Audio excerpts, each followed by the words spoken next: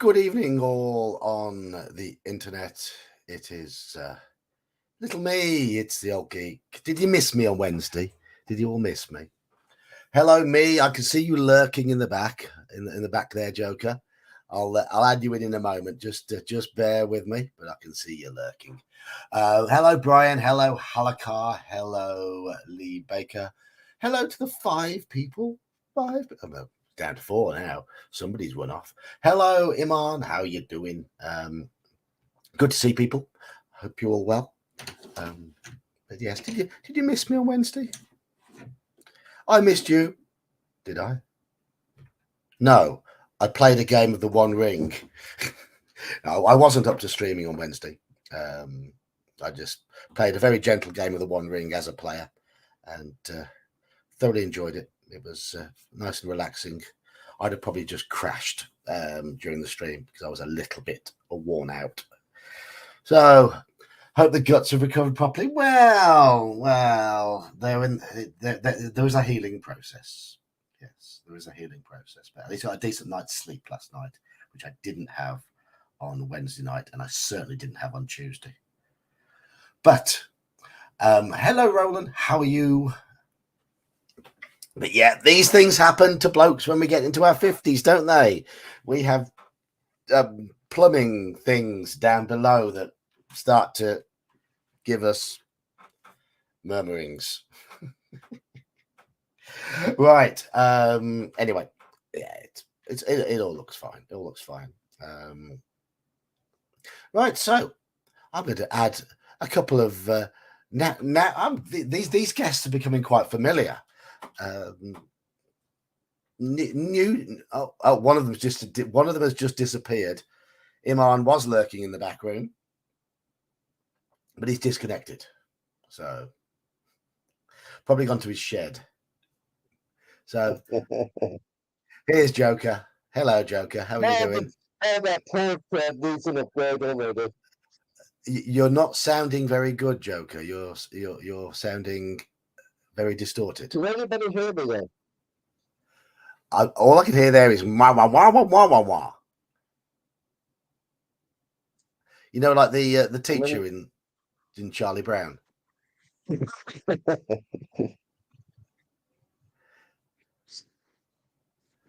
don't know. So I'm trying my new webcam and also having my earphones on.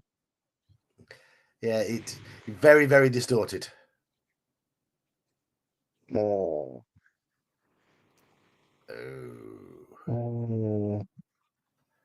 Is that better?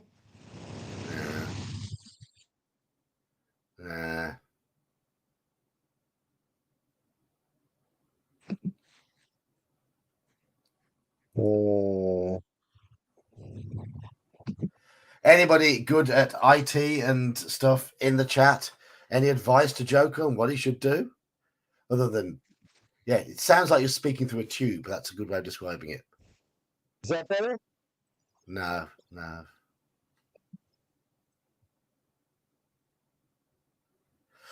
Is it coming through the headset or is it at all? Lee says get a better headset. I mean, there we go.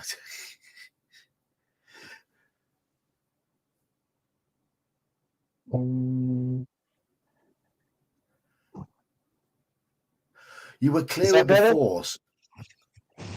No, it's louder, but it's not clearer.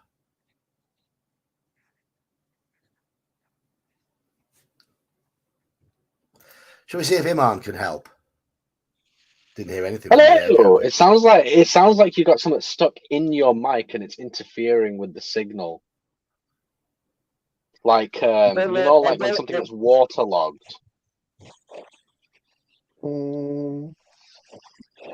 Brian says check input output level. No. Brian says check input and output volume levels on the microphone. Oh, it's like he's gone. Oh, he's gone. He's gone. He's disconnected. Anyway, on the topic of Call of Cthulhu, I'll be a bit saxious today. It was really fun creating my character. Yes. Iman created his first Call of Cthulhu character last night. the first time ever. And My name is Dr. Ted E. Bear. Ted E. Bear, yes. He's called himself Ted E. Bear because he's an absolute wimp. What strength did you get? Let me just get my character sheet. Hang on. So 25 strength, 40 constitution. He on his 3d6s, he rolled 5, 8, 8, 12, and 8, was it? Or 5, 8, 8, 12, and 7, so. Something like that. It was bad. It was bad. So he has 25% in strength. Rah. But then when it came to rolling the other stuff, well, I've got 90 on education and 70 on intelligence. So yes, yeah, you all are brains, no brawn. Absolutely, tons of skills, just no physical ability, none whatsoever. Right, okay. Shall we see if Joker can be heard this time? Try again. Hello. There, that is better. The other thing is, I was trying this, so I don't know how the speakers were picking up through the laptop and my headset or whatever. I don't know if you were picking up both ways. Possibly. Potentially, yeah, that does make sense. I couldn't figure out how to cancel one out so I could have better camera or whatever. Anyway. Yes, it's something to play with over the weekend. Well, that's a conversation we had the other day, but there you go. Hey! For those who want to know how our character got on, Alex made it to the end, but it was a bit of a pyrrhic victory, wasn't it? Yes. Yes. She would never really see the light of day again. She would forever live as a forest child. Forest mother thing, yes. Yes, the thing with a fetish for pine needles. Yes. I'm not even going to ask. All right, but now we're playing as Charlie, and we seem to be doing quite well.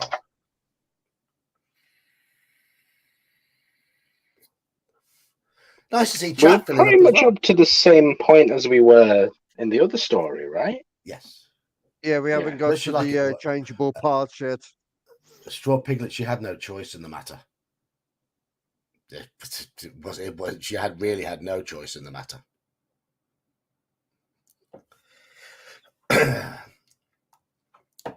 the child of the forest had her, basically, converted her, made her like it.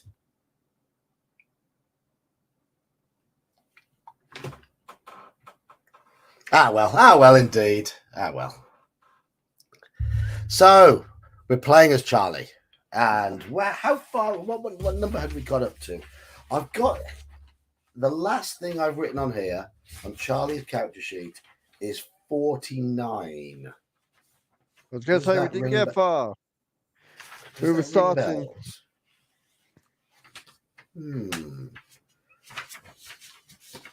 I've got 145 written down, 49.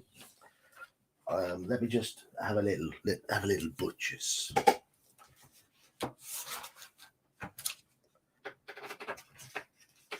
So 49 is. Oh yes, we had got here. This was the point we'd got to with Charlie. Charlie's been doing a little bit of digging around, and he's just gone out into the forest for his stroll in the forest. We had indeed investigated the sound of running water. We'd succeeded on a fair few checks, and we'd found an axe, which could have helped Alex in her adventure. But, oh well, never happened. But we did find an axe this time round. So, I think we might as well just get on with it, because... Indeed. Onwards. Onwards, indeed. Yes. Right. It's time to keep walking. You refocus your mind and head determinedly down the trail, farther down the Black Hills and deeper into the forest. It's a pleasant hike. Sunlight filters through pine branches and casts up dancing shadows all about you in the cool morning air. After a half hour or so, you feel nature calling and step behind a tree to pee. Remember Alex doing this? Yes. You're fumbling with your clothes when you spot something. Ahead, off the trail and nestled in a narrow valley, is a dilapidated wooden shed. So, here we go. Do we ignore the shed or do we investigate the shed? Do we I'm find going to Iman? investigate. I don't know about you guys. Is Iman lurking in the shed? I'd agree with you, but we investigate. I think we investigated the shed earlier, but I think last time, but I think we missed something as well. I think there was a roll we needed to make and we missed it. I think so. Yeah, because there's that thing about Something the video, like that. isn't there? We'll go in the shed. Right. So we have 2 votes from my panel to investigate. Roland says investigate. So it's 3-0 on investigate at the moment. 7 people in chat tonight. At the moment. We did peak at 9. Vocal chat, please. We need to do a good shot, a shot of good whiskey. I'm not sure we've got any good whiskey. But then investigate. Halakar, you have tipped it over into a majority for investigation. So we'll investigate the shed. Go to 56. You step through the small clearing where the shed leans lopsided against a rocky, moss-ridden mountain wall. It's not large, maybe half the size of Mark and Julie's cabin. It's made entirely of wood. A rotting piece of pine serves as a makeshift door that's only just still hanging from the frame. The place looks like nobody has been here in years. You step closer to the shed and put your hand against the door. It swings in slowly and easily. The shed is dark inside. You see the faint, shadowy blotches of furniture hidden in the gloom. We haven't got nyctophobe ticked, so we can ignore that. So what do? Do we decide against going into the shed or do we step inside? Step inside. Step inside. Step inside. Let's go inside. Love. Well, there is a song by Joy Division which says, "This is the way. Step inside." Step inside, love. It's not that one, Joker. I think Yeah, that but was it's another line. How about Step inside. It's something that came to my head, though. Wasn't How that song about Petula Clark or something like that? Yeah. how about Yes. she told me to walk this way? Okay. What? Yeah. A bit of Aerosmith. Hello, Saxius. How are you doing? And Daniel's here as well. All familiar names. Saxius, are you still DK in or deepest... KK. Daniel, Casualty is about to happen. I started while you're in the shower, Wayne. No, we're not. Walk This Way wasn't Def Leppard, was it? No, it was No. Aerosmith and Run DMC. Aerosmith, yeah. No, it was Aerosmith originally, then Aerosmith and Run DMC did another version of it. That's the better version. I'll fight anyone who disagrees. Saxius you're back in the UK now, right? Okay. I thought I heard on the news that women have started fleeing from the Bristol area. Hide your kids, hide your wives. No, the kids are fine. It's just the wives. Pour Some Sugar on Me was Def Leppard. Yeah, I know that. Yeah. Mm. Step Inside was a Def Leppard song. Well, Step Inside Love, which is what Joker was singing, I believe was. It was Petula. Was it Petula? He was one of the girls. Or was it Cilla Black? It could have been. Sandy Shaw, someone from the 60s. Yeah. It was a solo female artist from the 60s sang Step Inside Love. I wasn't born. I've played it in a quiz at some point. That's all I know. Right, we're stepping inside the shed. The only light in the shed comes from the open door and a few cracks in the uneven weatherboard walls. There's no windows. It's like this place was designed to be gloomy. You see a small workbench, a wall-mounted cupboard, and a stack of cardboard boxes. The rest of the furniture is mildewy and unremarkable. The floorboards creak beneath you as you walk across the room. Okay, so we get a chance to check all of these. Good. So, are we going to search the cupboard first, look over the bench, or go through the boxes? Cupboard, bench, or boxes? I'm happy with boxes or cupboards. Def Leppard weren't as big in the UK as they were in America. They weren't. The Hysteria album did very well, and the singles like Animal, Love Bites, and Pour Some Sugar on Me all three of those were hits here, but they didn't have much outside that in terms of hits over here. And it was Cilla Black. Cilla Black. Hello, sorry, I'm back. Yo, was boxes, I say. Boxes. Right, we've got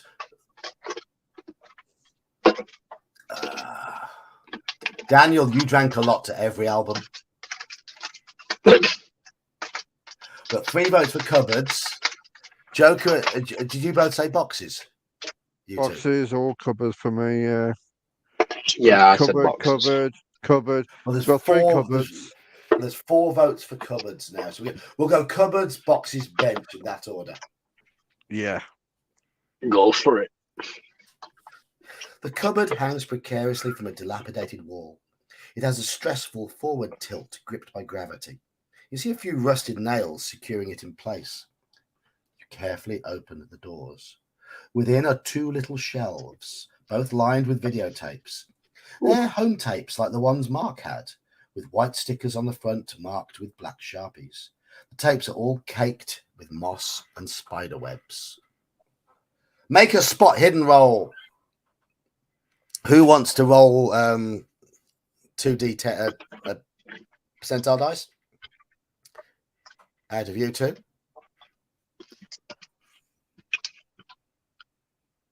I would need to load up the website again. Yeah. Joker's probably ahead of you.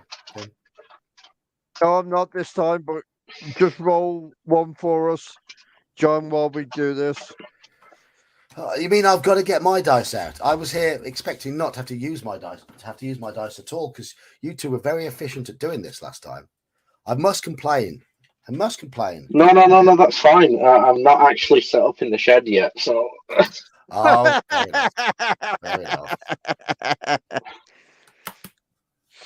Go on then, Straw Piglet. Roll percentile dice and tell us what you get. Saxius. Oh, Saxius has rolled. Saxius as well. I was going to say, how are you going to verify that he's not lying? It's Saxius. Do you think he'd lie?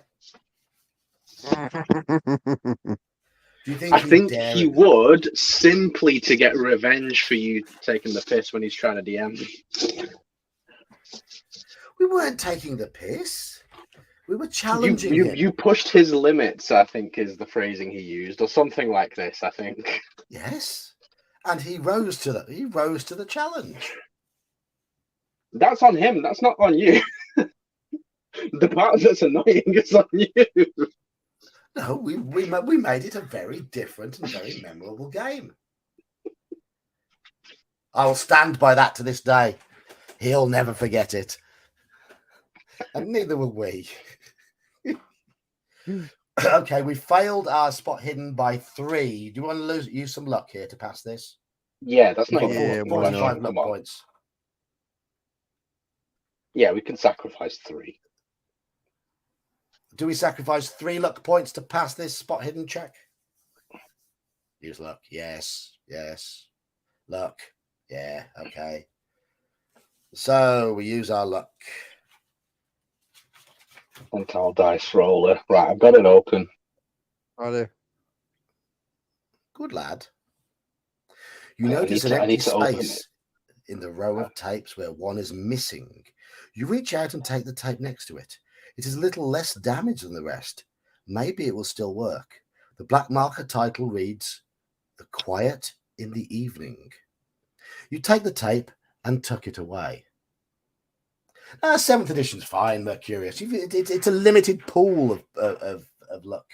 And and you have luck rolls. And if you've used all your luck by the time you have to make your luck rolls, tough titty poos. Excuse me. I do apologise for my coughing. So, all So the that's videos all- have weird names.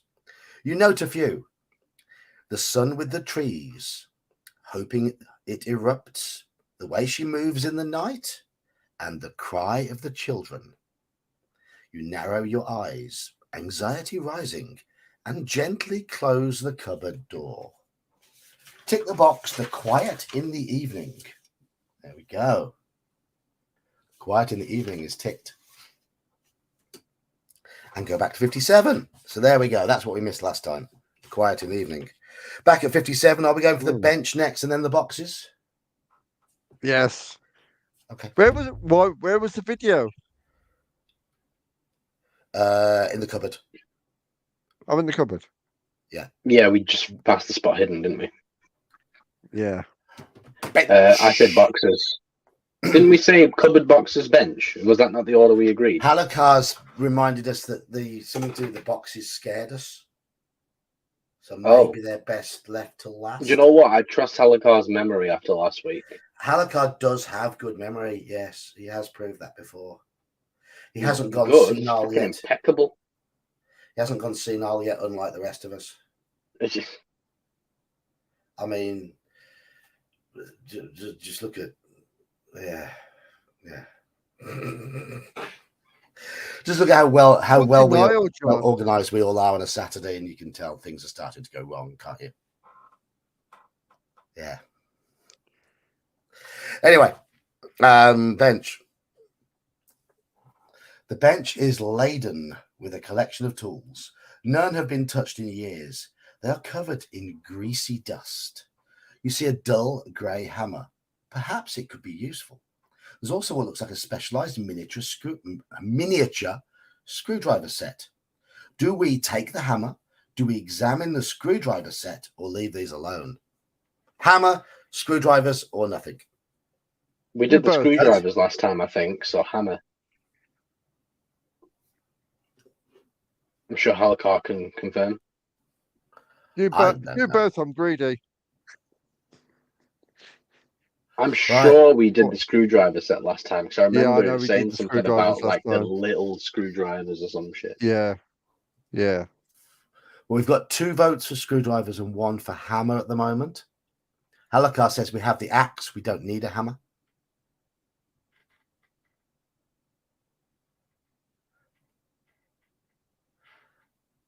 So we're now on 3. So what did you two say? You both went for hammer? You're silent, Joker. Ooh. I like Halakar's idea of the screwdrivers. We can't have all the tools, no. No, I know, but like you said, we've got an axe, haven't we? So, well, Halakar says the screwdrivers could take the VCR apart.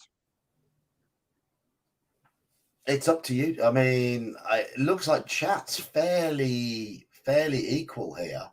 We've got 2 screwdrivers, 2-1, 3-1, 3-2, 3-3, 3-4, 3-5 on towards hammers, and then Straw Piglet suggests switching from hammer to screwdriver. Brian says screwdriver can be a weapon too. And now people are changing to screwdriver. Okay. You're like, no, all right, Christopher. I mean, I'll count everybody's vote. But this stream on a Friday is a democracy. And as we know from our experience, in role-playing games, democracy isn't the best form of government usually, because the DM knows best. But in my with my wisdom of 5, I have decreed that Friday nights are a democracy. So what do you two say, Joker and Iman? I mean, people are switching to screwdriver. Well, if anything happens to the video that we have in a said video, I suppose we might have an option to rescue said videotape. Okay. So are you switching from hammer to screwdriver? Well, we've got an axe, so we've kind of got a weapon already. We are only one person, technically. Make a decision then, Joker. Screwdrivers. Screwdrivers. Okay. Okay. Fuck it. No, I mean, Screwdrivers it is. okay. In the world of gaming, what you want is a benevolent dictator. You want a dictator who has the best interests of his group at heart.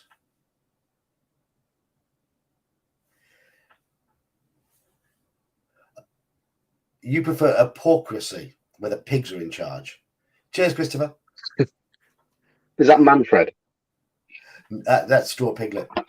Oh, sorry. Of course.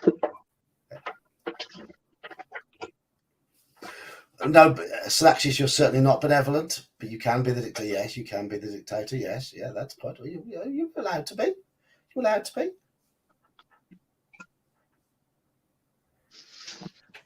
I'd like to think some people have earned that right. So we've had a switch to screwdriver. So you take the case and open it. It's full of tiny drivers, but the heads are bizarre and strange shapes. Your mind whirls. What wondrous secret purpose must these tools be for? What tiny instrument were they complicit in the functioning of? What strange mystery have you stumbled upon? Your mind races and you consider the possibilities. Seriously, though, it's just a set of tiny screwdrivers. You have no idea what they're for. But we do add toolkit to our log sheet for this. So there we go. Toolkit. Might actually find a use for him this time. Yep. Manfred's not here. He might be here and lurking, but no, Manfred's not here at the moment. So we go through the boxes now. 65. The boxes are wet and caked with mildew. You open the flaps on the topmost box. The cloying smell of rot hits your nostrils as soon as you touch it. Inside is a pile of black clothing. You pull the first article out. The smell gets worse. The clothing is all long and hooded, and each is about the size of a bedsheet. This looks like something somebody would wear in one of Mark's stupid slasher films. Keep searching? Do we keep searching? Yeah, keep searching. Yeah. Empty the place. Yeah, chat. There's the option to stop, but do you want to keep searching? Keep searching, yes.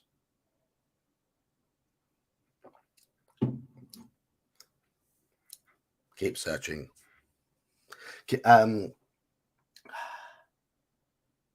Keep searching. Follow the Sun was a hit for somebody in the 60s as well. I can't remember who. 66. You move the topmost box aside and open the next one down. This one has been more successfully protected from the elements. Inside is a collection of dirty glass jars, a long dagger in a leather sheath, and a handheld camcorder. Hey! Whoa! Okay. Hang on. We've got Unsettled ticked. Heart of Gold is a great tune. Keep me searching for a heart of gold. I can't sing. We've got to go to 67 because we are unsettled. You blink as you look at the camcorder. For a moment, your ears fill with the high-pitched howl of crunching static. The same sound that played last night. You raise your hands to your ears, but as quick as the sound began, it's gone again. You step away from the boxes. You're not sure if you can stomach going through them again.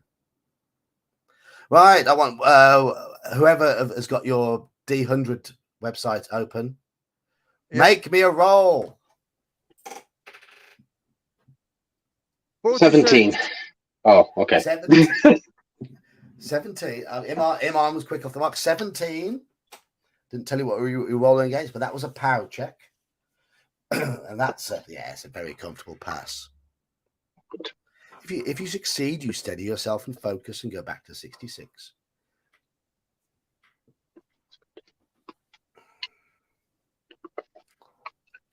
Go on, what did you roll, Straw Piglet?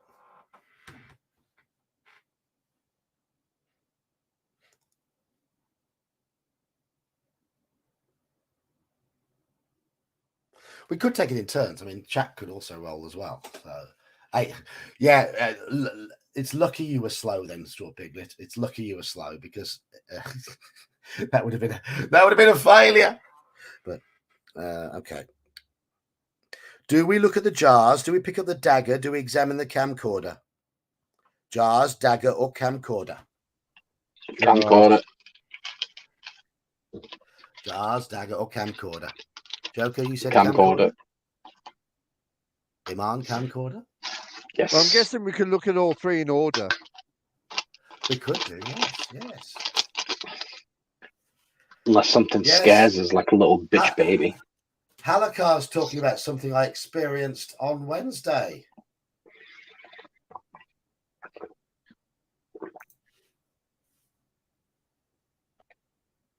Yeah, it's one of the things I had to drink. Which is why I wasn't streaming on Wednesday night. I had to drink that on Tuesday. Then I got poked and prodded on Wednesday. On Wednesday night, I was just knackered as a result. But anyway. Right.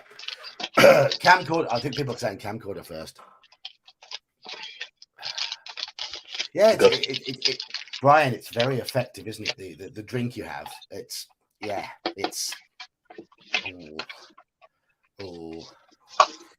Oh, indeed. Right.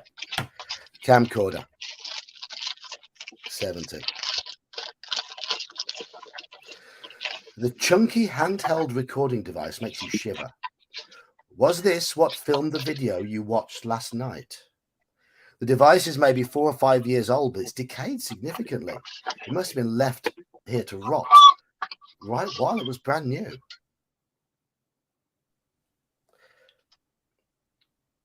Do we press the buttons and see if the camcorder works, or do we put it away? Press the button. Yeah, see if it works. Press the button. Press the button. Press the button. Push the button. My finger is on the button. Planned obsolescence, indeed. We are Baby Groot on a good day. We're allowed to press the button.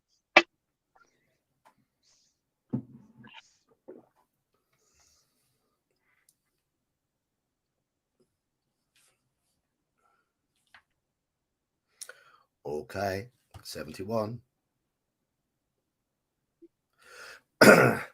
You press all the buttons on the camcorder, but nothing happens. The battery is almost certainly dead. You can feel something rattling around inside, probably another tape. The eject button is jammed, though. If toolkit is checked or ticked on the log sheet, you remember a useful item that might help. That's what the screwdrivers are for. You head back over to the cupboard, grab the screwdriver set, and turn the camcorder over. You try to dismantle it to get the tape out. Okay, Joker, make a roll.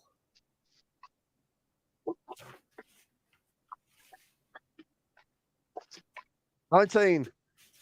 19, you say? This is a mechanical repair check. We've just failed it by 9. He's only got 10% in mechanical repair. Do we use 9 luck to pass this? What are we on? 42? Yeah. We have 42 luck. Do we start spending more luck? 9 luck to pass this mechanical repair check. Up to you lot. I say we go for it. I kind of want the second video. I do. I kind of really want the second video.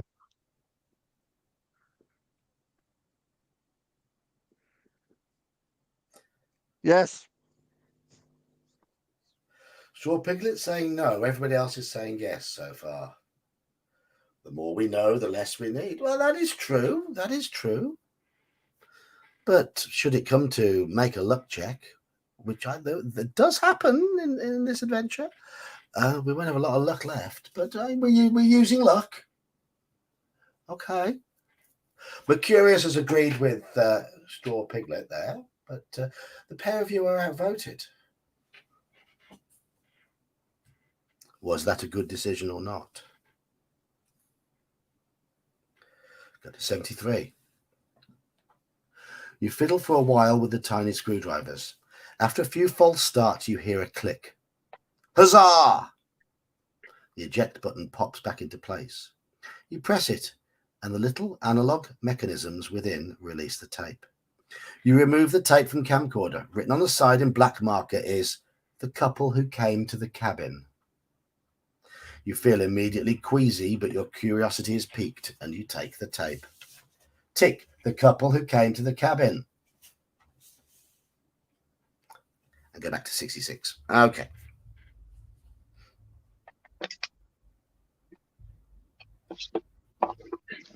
Okay. Jars or dagger now? Jars or dagger? Jaws. Jars.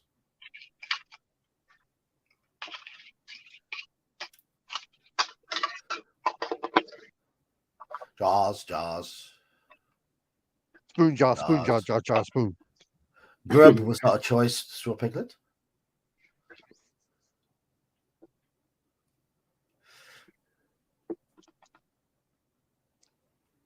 Look, All we need is a Mercurius. spoon. We already know Mercurius is anti-democracy, and he's pushing the point now by going against the grain with everyone. Yes. Spoon jar, spoon. We'll get a chance to look at get the daggers. You're guessing the tape is Charlie and Alex. Oh, it could be. It might be. We'll see. Sarah. The dagger is bigger than it first looked. The blade is about the length of your forearm. Ooh. Oh, no, that's a dagger. Whoops. Jars. Whoops. You pick up one of the jars. Each contains a viscous black substance. The stench of urine is immediate and overpowering. You put the jar back down. Disgusting. So the jars are useless. Dagger then. Smell of urine and it's black. Not a good combination. No. So the dagger is bigger than it first looked. The blade is about the length of your forearm. You remove the leather sheath and look at the glistening steel. You see your reflection shadowed in the gloomy half-light staring back at you. The weight of the dagger feels good in your hand. You feel an urge to take it along with you.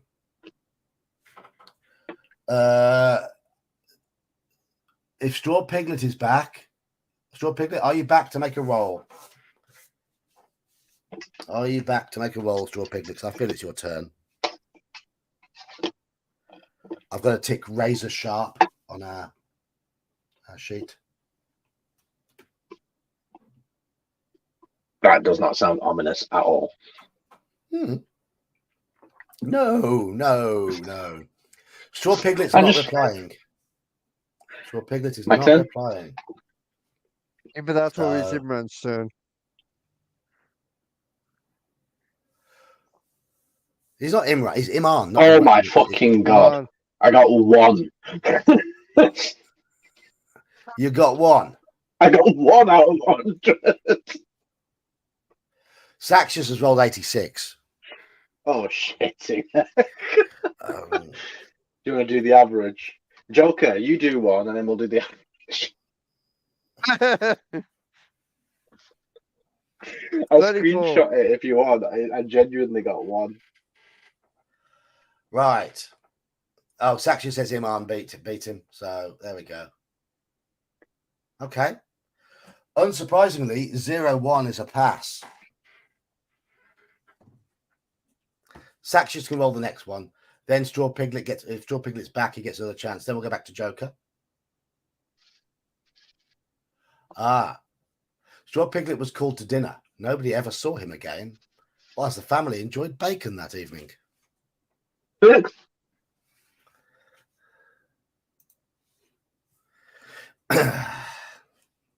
Right. I'm sure the Straw Piglet will find that amusing when Halakar's got a set of dice ready as well. Okay. Succeeded the check. 361. This could be interesting. Don't think this is a check that I passed when I was playing as Charlie.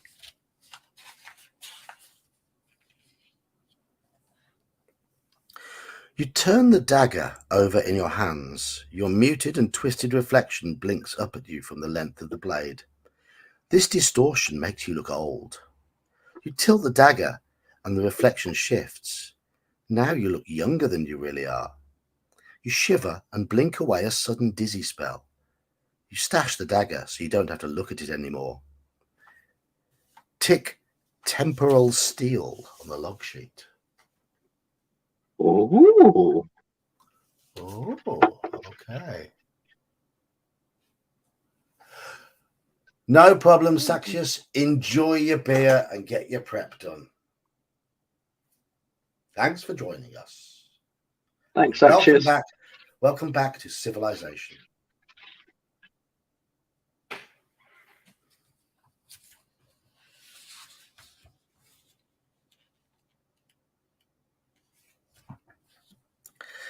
Okay. We have done everything there. So we're leaving the shed? I think we are, aren't we? I think we are. Was that everything checked now? Boxes and whatnot, and It isn't civilization. There are not axes in every house.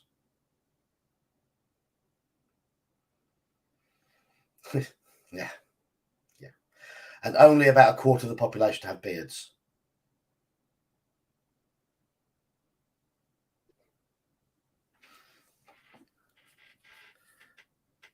but a lot of us have spirits.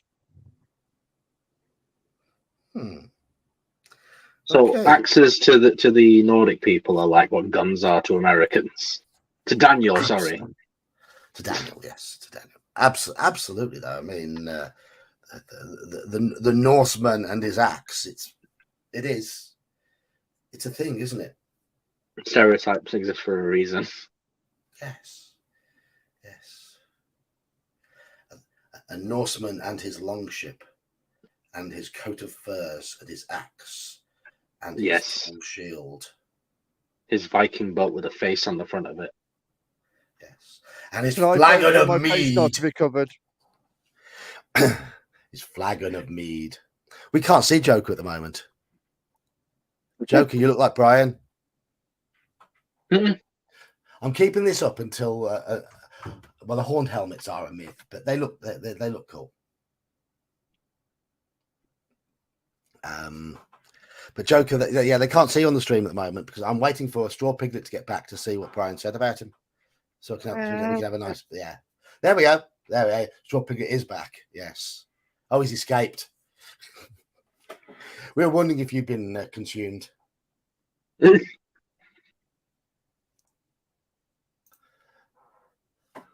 The piglet has returned. Okay. So I was going to say, is Straw Piglet like basically a scarecrow for pigs? He just lives in the first house. He lives in the first house, yes. He's the little pig who built his house out of straw. Oh. Before he gets blown down. Yeah. And got consumed by a big bad wolf.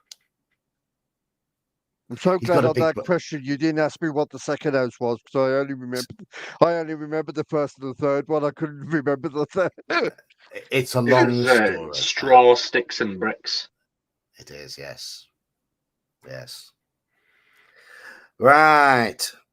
Where were we? That's enough of that. You step out of the little shed and back into the forest. You wince at the harsh light of the sun and let your eyes adjust. You make your way back to the trail and continue your hike for about half an hour. Then you turn and head back home. You crest the rise that leads back to the cabin. The sun is high in the sky. It's late morning, soon to be afternoon. You sigh. There's no sign of your car, and therefore you're probably still without power or your partner for now. You head inside. Everything is well lit by the late morning glow. You change out of your walking clothes and leave them on the bed and head into the bathroom to the shower. Occupied is not ticked, so we go to 87.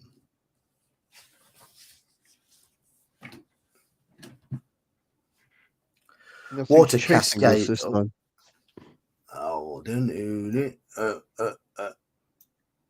I've got it. This is the artwork that's blatantly stolen from a scene in Psycho.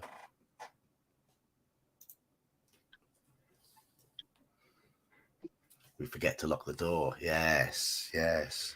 Water cascades into the waiting tub below, filling the room with a constant loud drizzle that is almost like white noise. The pressure is lousy without power to the pump, but gravity does most of the work. Thank God the water heater is gas-powered. You wash your face and scrub clean the pores of your nose. Then you turn around in the shower to scrub your back. You pause. Just ahead of you, the door to the bathroom is wide open. You're certain you closed it. You shut the shower off and step out, grabbing a towel and wrapping it around you. Honey, is that you? You call out. But there's no reply. You stand in the empty cabin. Nothing. You're alone. Straw Piglet, can you make me a roll, please? It's your turn to roll, Straw Piglet. So we did decide this while you were away. So it's your turn to roll now. No long shower bonus. No.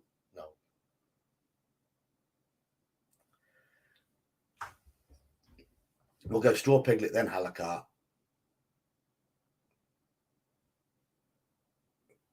It's 70. Okay. That was a sanity check, which we have just failed.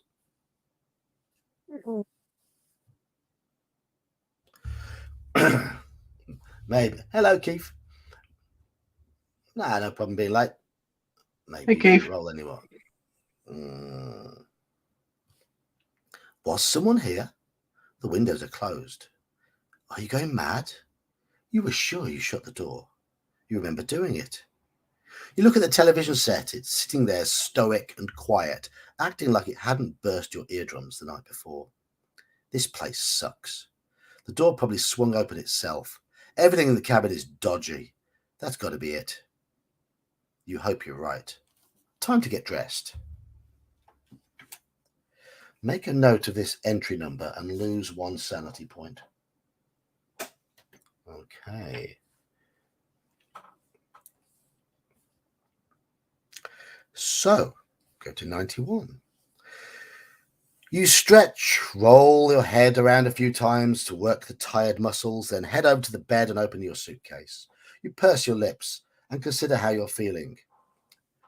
How are we going to dress? Jeans and a t-shirt, or soft track pants and a sweater? Practical or comfortable? Practical or comfortable? Practical. Practical. Joker? Practical. Practical. We haven't got a tuxedo, I'm afraid, Mercurius.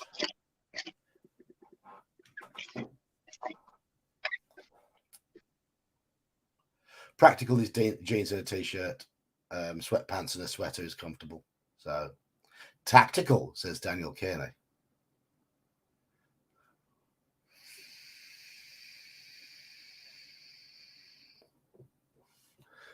But, yeah, practical has won this vote. Very much so. Check or tick practical on the sheet. There we go. And go to 93. Freshly dressed, you feel renewed. Now what to do with the afternoon while you wait for your partner to return? Hopefully you have a solution. Hopefully your partner will come back with a solution to the power problem. So what do we do? Do we make some food? Do we search for flashlights and batteries? Or do we try and restore the power ourselves? Food, flashlight, power. Flashlight and batteries.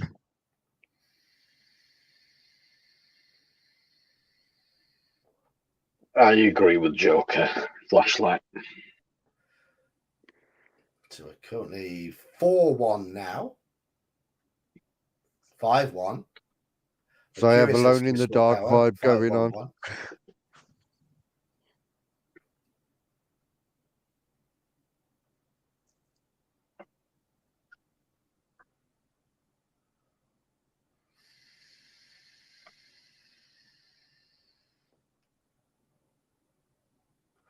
Flashlight is very much winning. In fact, we've got 5 on Flashlight and only 10 people in chat now. So Flashlight has won. I don't fancy our chances on that doing the power ourselves. You know there was a heavy-duty flashlight in the car, but it's gone now. What do you have here in the cabin? Right now, when the sun goes down, you'll be left in the dark. So make a roll for me, please, Halakar. Halakar, make a roll.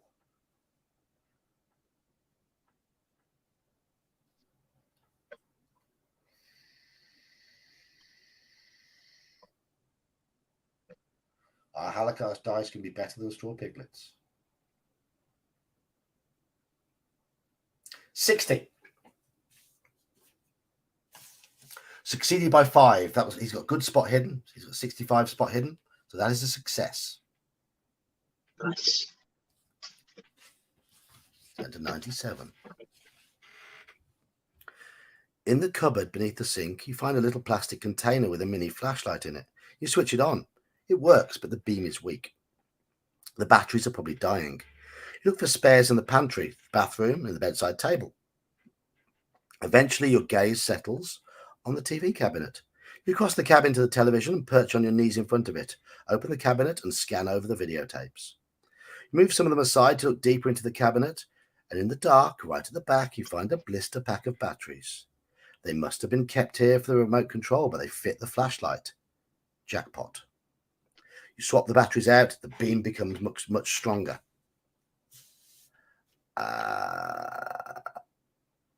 Now we check or tick fully charged on the log sheet. And it doesn't give us an option to restore power now. All we can do now is cook some food. Hey. Let's do it. You head to the kitchenette.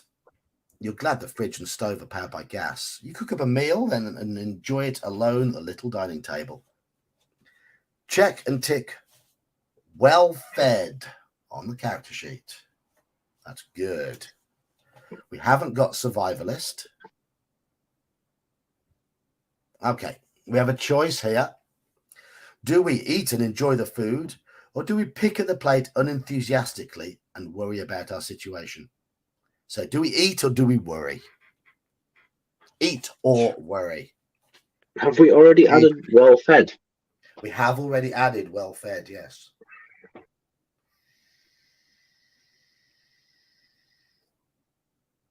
Hmm. I mean, I wouldn't worry until shit really started hitting. So I probably wouldn't be worried at this precise moment. I'm Well, a wuss. I'd say the opposite. I'd be shitting myself. I'd say we've already got well fed, so we don't actually need to eat the food, right? I'm sure that's how that works, but I could be wrong.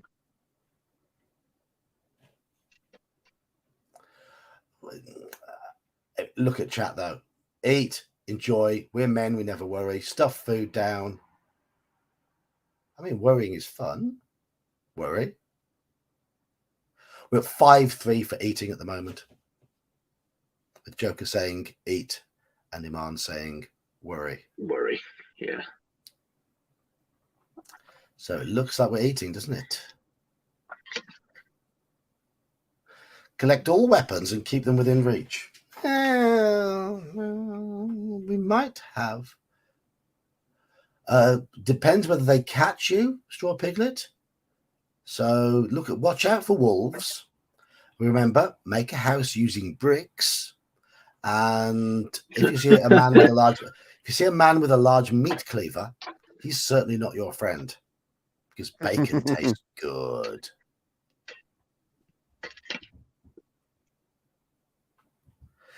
Okay. So we're going to eat 106.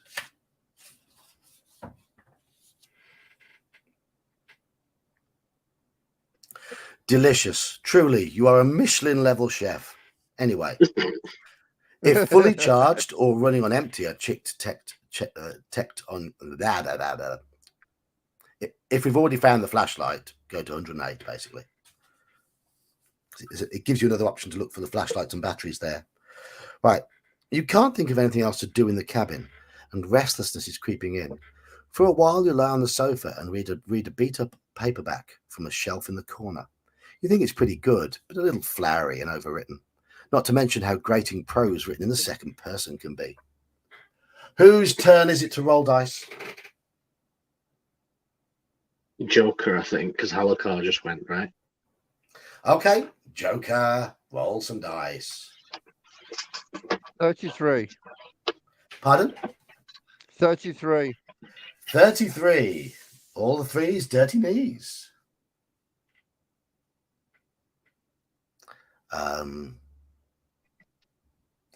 Let me just check. That was a listen check.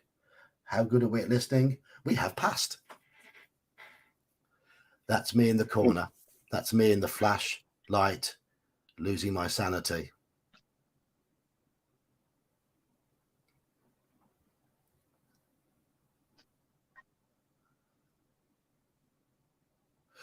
It doesn't scan because sanity and religion don't quite scan the same.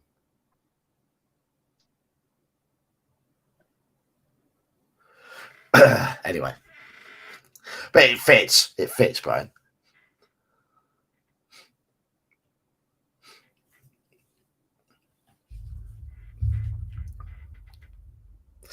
Okay, so we succeeded. 110.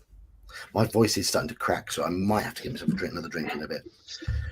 You hear footsteps outside. They crunch on the gravel driveway.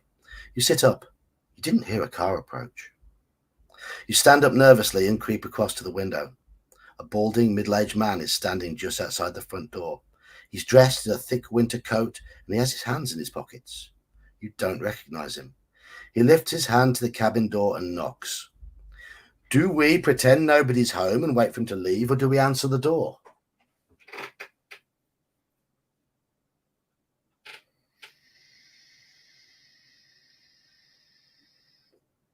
I'm guessing we didn't answer the door last time. We did. We did.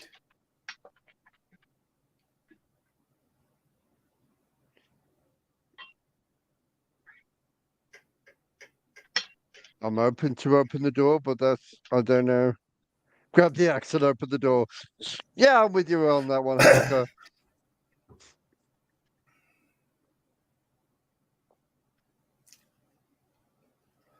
Okay, looks like we're answering the door.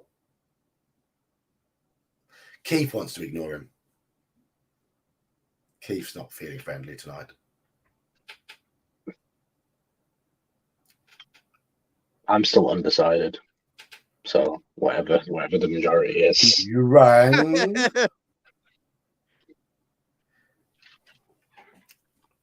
We are going with the door, answering the door, by looks of things. 121. With the door. Just open the door and be like, I didn't order an Uber Eats. Go away. That's all right. crossed- It's Deliveroo instead. You cross the door. You cross to the door, unlatch it, and pull it open. Hello? The stranger looks you up and down. His face is devoid of expression. Hello, he says. He isn't smiling. He looks past your shoulder into the cabin. Is Julie home? Julie. That's Mark's wife. Do we ask him who he is, or do we tell him that Julie isn't here? And I've got to get myself a drink, so decide before I get back. I'm sure last time we said Julie's not in, so. But we still had another chance to ask him who he was, I think. Yeah.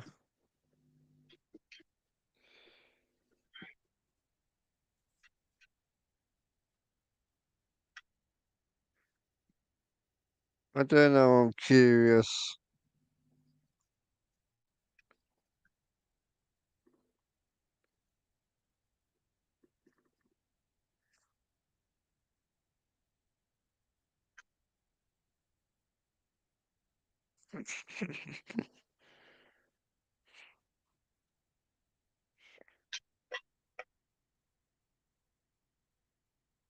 How brave are you feeling today, everyone?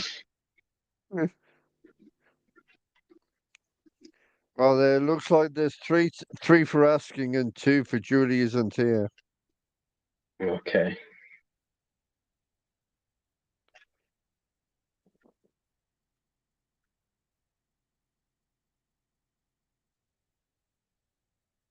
Yeah, ask him who he is. So Yeah, that went sounds like an idea. downstairs. The wife's out at the moment. Guess sat in the wife's spot on the sofa, fast asleep on her back, is the dog. When there's a household person missing, where else would you find a pet? Oh yes. Oh yes. We are asking who he is, I think. Are we? Well, that's what me and him wanted to do. Most people seem to say yeah. Say who wants to know. Who are you? Who are you? 114. Sorry? Somebody Who are else. you ask? He ignores your question. Julie? Is she home? Maybe. Maybe not. We've got another roll now. Whose turn is it to roll? Mine, I I think. rolled last. Go on then. Roll me some dice. Roll you some dice. Oh, I got a 13. 13. 1, 3. That was a. Oh, don't ignore me, sunshine. That was a spot hidden check, which you succeed on. You glance past the stranger to see the clearing behind him where your car was parked. The clearing that leads to the main road. It's empty. This guy must have walked to the cabin. You don't know what to say next. Are you lost? You ask. Just looking for Julie, he replies. Can you tell me your name? He stares at you. Hold on, I do need. Yeah, I'm going to change the picture. I'm not sure if this is the exact one, but I think this is suitable. probably. Yes. Oh, yes. You stare back. Sir, you ask. Is Julie home? He asks again. Do we keep talking? Do we ask him to leave, or do we try to close the door on him? Keep talking. Keep talking? Ask him to leave, or close the door on him?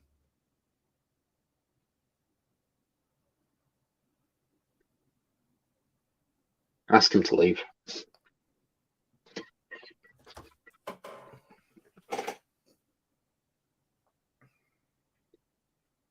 He's got his hands in his pockets. He's not threatening yet. That's more threatening. I can't see his hands. Maybe that's a good thing.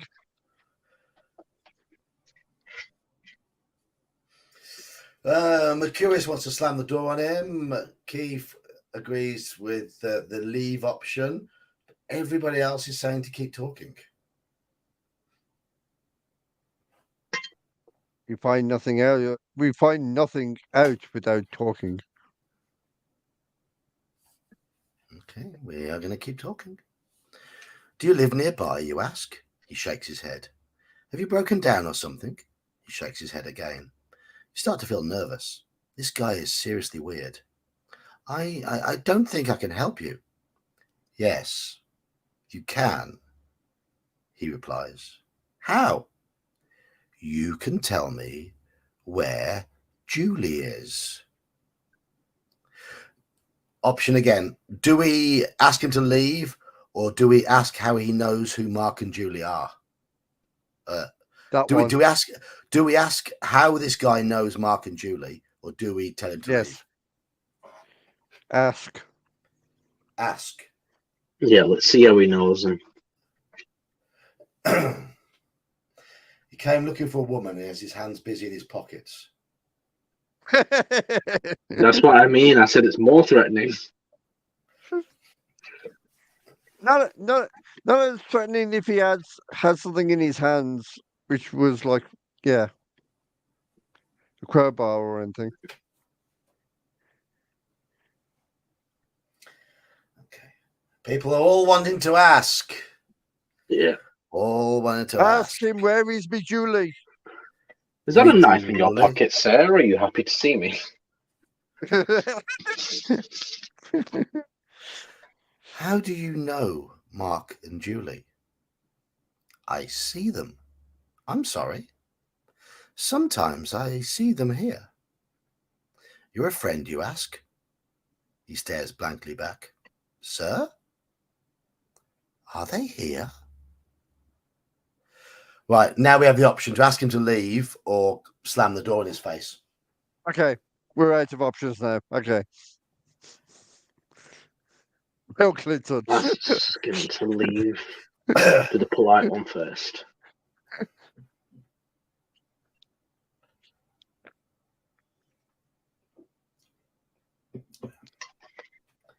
Do you remember the Ali G song about his Julie? That's what I did. That was my reference earlier. Me Julie.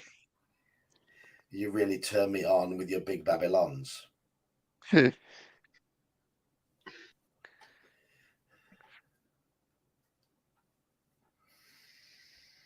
was going to say before he sang that, he called everybody me Julie, if I remember rightly, in the interviews. Well, he'd be talking about his Julie because his Julie was his girlfriend. Me Julie is fit. That's what I think. In the early days of not the 10 o'clock news, or was it not the 9 o'clock? No, yeah, You're 10 thinking of o'clock. not the 9 o'clock news. Pamela Stevenson. Oh no, not that one. It was the one with the Ian Lee and Daisy Donovan. Was that the 11 o'clock show? Yeah. Where Ali G started. So there's not the 10 o'clock news as well? In the early 80s, there was a comedy called Not the 9 O'Clock News, which... Yeah. I'm aware of that Mel one. Smith, Will Rowan Smith. Atkinson. Griffiths Jones, Pamela Stevenson. But there was a later one with a different name. Oh, okay. 10 o'clock live, which had Yeah, Jimmy Ali G Carr, started. Charlie Brooker. Right, so we're asking him to leave by the looks of things. Leave. Chat have gone quiet. Chat have gone quiet. Politely leave, you hooded man. Turn to 117. We're asking him to get lost. This stranger gives you the creeps. He's placed awfully close to the door and is standing kind of funny. Sorry, you have to leave, you say. Why? Because this is private property. He stares at you without responding. He's silent for an uncomfortably long time. He isn't moving. Just go, you say. I don't have to call the police. You got a phone in there, he asks. You stay silent. You know you don't.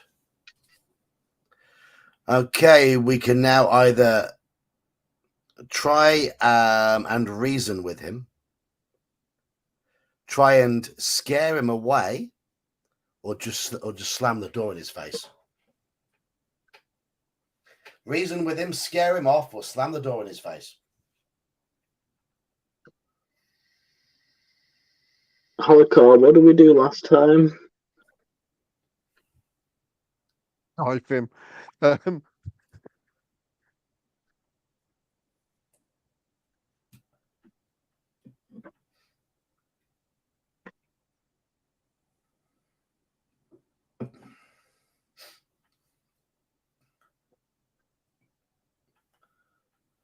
Something tells me reasoning won't work. Well, the guy only seems to know about 10 words, and half of those are Julie and Mark.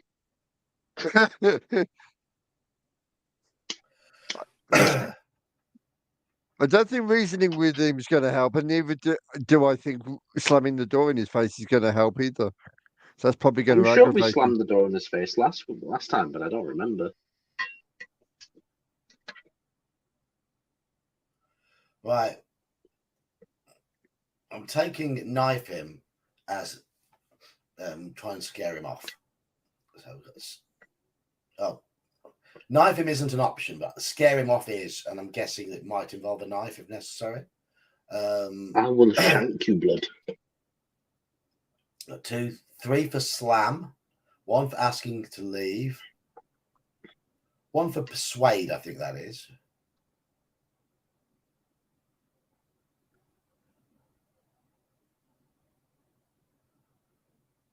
At the moment, we are leaning towards slamming the door in his face. If that's a possible option without aggravating him.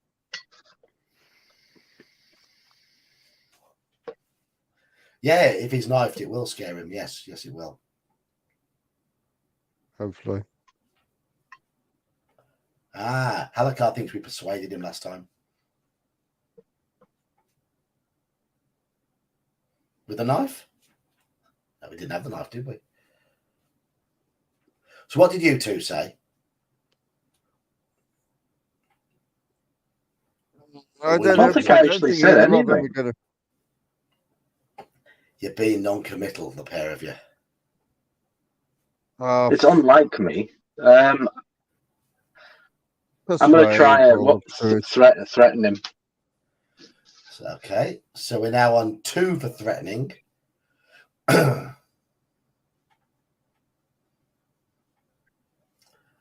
Halakar's leaning towards slamming the door. Joker. Persuade, right. Slamming the door is the one that has won the most here, so all right. I can see let's see what we get. Okay, you say slowly and narrow your eyes. Thanks. He stares on falteringly as you shut the door in his face. You worry he might try to stick a foot in the way, but he doesn't. And then you lock the door. Do we go back to reading, or do we loiter by the door to see if he leaves?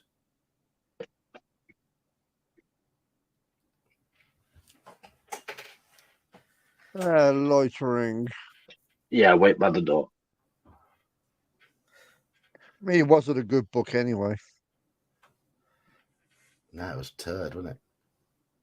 Bit too flowery. A little bit girly. Set Nightbot on him, yeah. I need to make some more Nightbot comments for people to find. I need to play with it.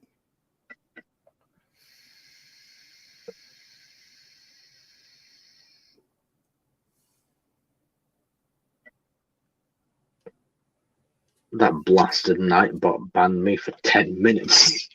Yeah, because you kept shouting. And twice! That's not kept.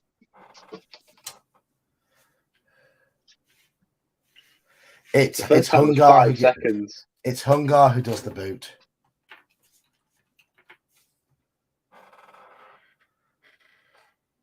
If it works. The Hungar boot to the nuts doesn't always work. Oh, there we go. It is working.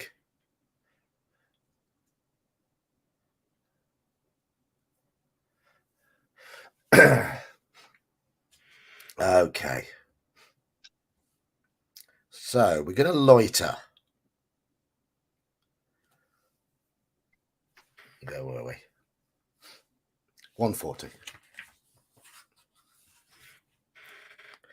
You wait a few moments, then you hear him step away from the door. You move to the window and look out. You see him leaving. He doesn't head down the driveway, though. He takes the trail that leads into the forest, the same trail you went walking on earlier. Do we follow him, or do we close the door and make sure, or do we close the door again and make sure it's locked?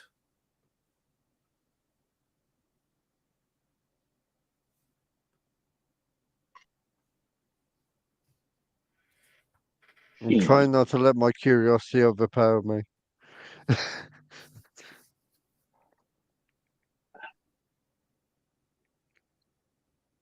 So follow him, or just go back in and make sure everything's locked. What are you thinking, Iman? I have no clue, mate. I'm thinking maybe we could sneak attack him or something, but I don't know. I don't know if that's a good idea. Because I'm sure if we stay in the cabin, then someone's going to try and sneak attack us. Well, we're at 2-2 at the moment. Follow him. 3-2 then. Iman? Follow him, yeah. 4-2. Roland makes it 5-2. We stayed in last time. There was a whole horse fiasco. Yes, there was. Yes. Yeah, we stabbed some guy with a butter knife. We did. Brian, stop it.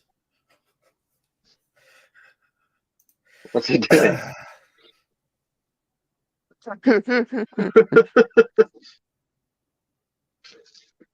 Yeah, he's just two really short people stood on top of the other. One stood on top of the other. Yeah, he's two hobbits.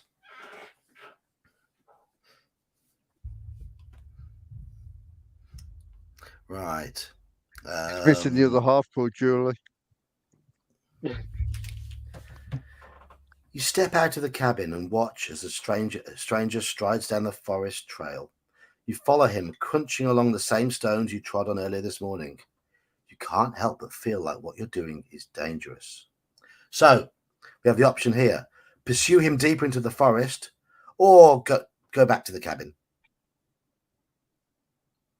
Oh, they're giving us a choice. Oh, fuck. Do we follow him deeper into the forest, or do we decide not to? Deeper. Go deep. Says Keith. Go deep. Yeah, carry on pursuing him. Okay.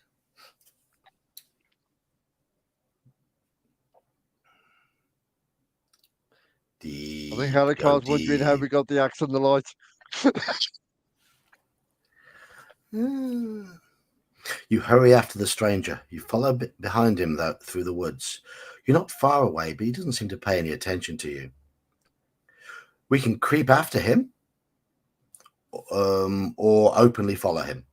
So do we try and creep after him, or do we just follow him brazenly? Creep. Yeah, creep. Don't fucking be obvious about it. I'm a creep. I'm a weirdo. What the hell am I doing here? I don't know. Well, he can't be any more weirder than us creeping, following a man in a Raymac. All right, okay. Somebody in chat could roll me some dice, then, please. Somebody in chat, please roll me dice. Yes, Mercurius, creep over gravel. Yes. Roll me. Roll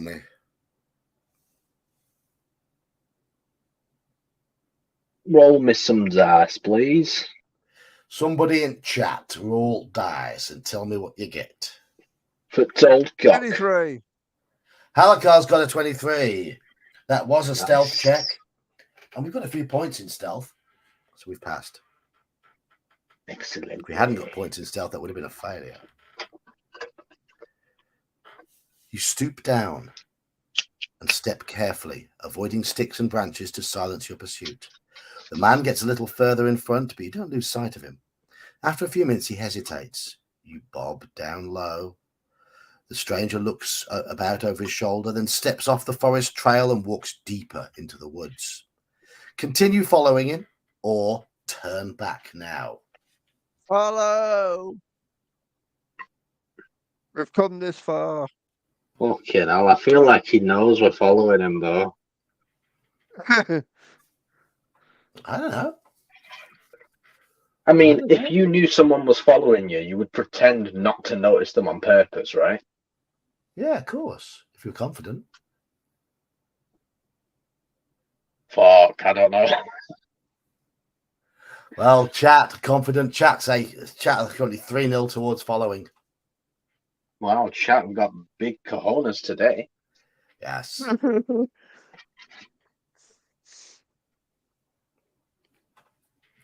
Yes. Is that eggnog, guys? They're carrying their kahunas in a wheelbarrow.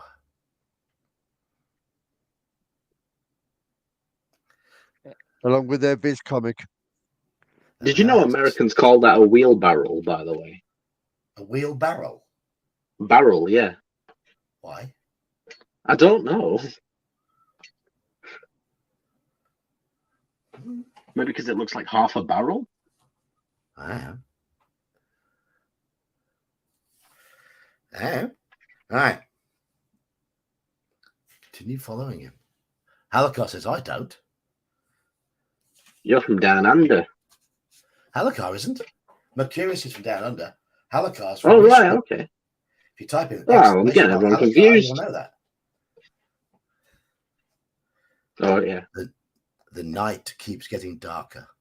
You follow the stranger between shadowy pine trees. The forest floor quietly crunches beneath your feet. He still hasn't... Hello, Nerds Nerd. He still hasn't seen you. He leads you down the side of the Black Hills into a narrow valley where the forest floor plateaus and pine-coated ridges rise around you in all directions. The sun slowly starts to dip below the lip of the horizon, and the shadows around you lengthen. Again, we have another choice. Continue following or turn back. Follow. Do we have a photo of where we are now? No. I can find something suitable. Shall I find something suitable? I'm trying to guess what the book is doing, like, but I honestly don't know at this point.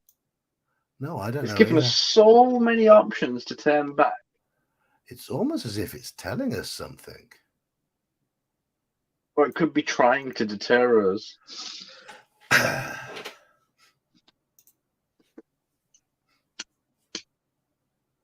Follow, continue, follow. Oh, yeah, chat are just like, yeah, let's keep going.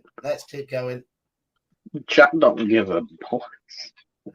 What do you two say? Because Halakar says turn Follow. back. Joker says Follow follow. him. Okay. My vote Even wouldn't have though made a I'd difference also after like to Joker find said out it what, anyway. even though I'd like to find out what's on the 2 videos that we now possess. But yeah. Okay.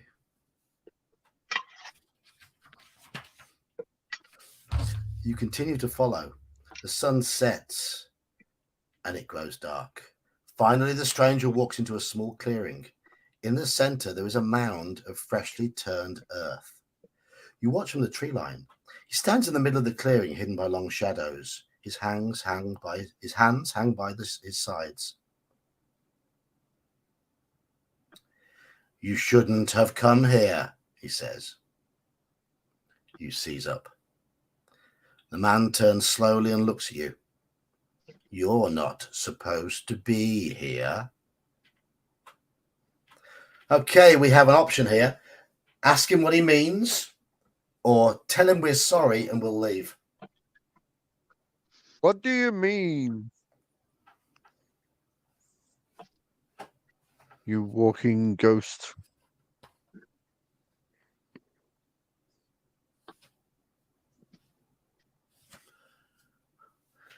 I feel like it's too late to turn back now. He knows he's just going to fucking tentacle us or some shit. Yeah, what does he mean?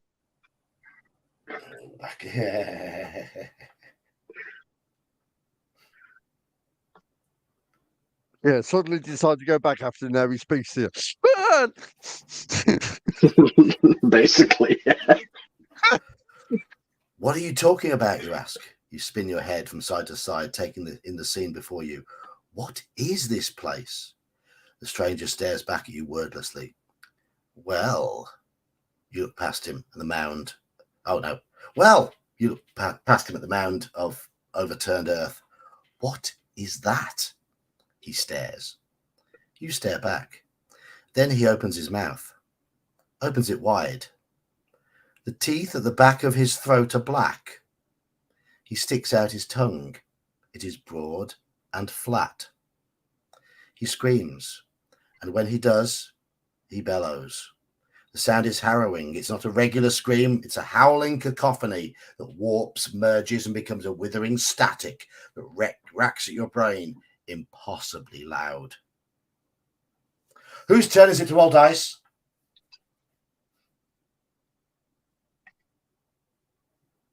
Someone in chat did it, right? Somebody in chat, roll me some dice. Somebody in chat, roll me a D percentile.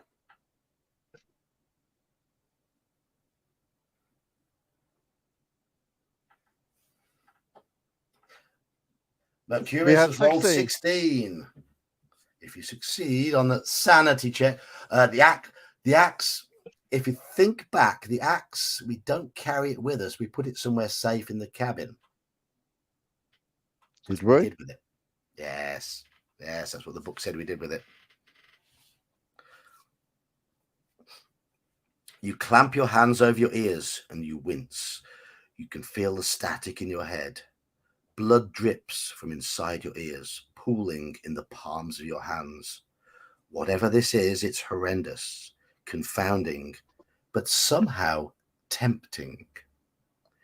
It's like there is a voice hidden in the static, a voice you cannot quite hear.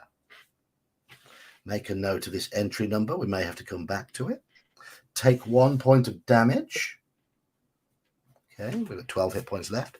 Do we try and run, or do we remove our hands from our ears just for a moment so we can hear what the voice is saying? For a moment. Oh, fuck no. Run.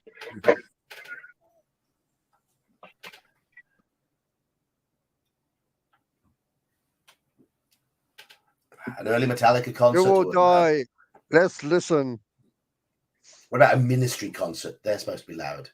Never seen them live, but I've heard they were very loud. Bit of Al Jorgensen. I don't think what the loudest gig I've ever been to is. Listen, listen, listen. I'd probably say Tool were probably the loudest, but I saw them in a big arena. But the whole arena was shaking. In a small venue, Nine Inch Nails probably the loudest.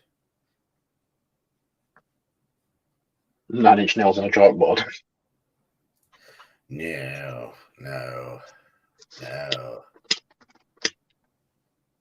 Right.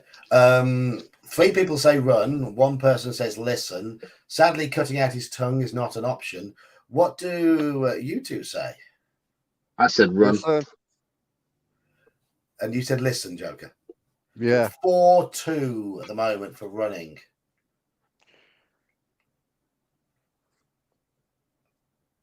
Anybody else want to vote on this? There's a lot of chickens in here that want to run. Would you? Yes. No, Mr. Bond, I expect you to die.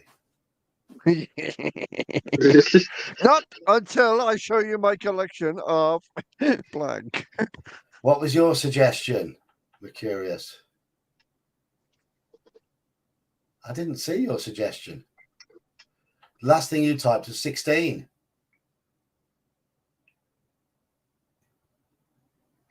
Unless your suggestion got filtered out by YouTube. Probably. YouTube can do that sometimes. I've got no filters switched on, but YouTube has some auto filters, which you can't get round.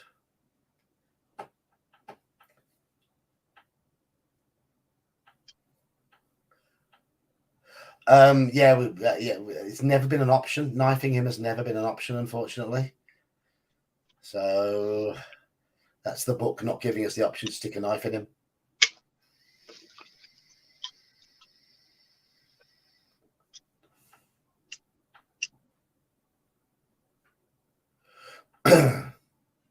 Halakar's being sensible, saying we need to watch those tapes. 4 people are saying run. 2 people say listen. Daniel says elbows and assholes. Not sure what Daniel means by that, but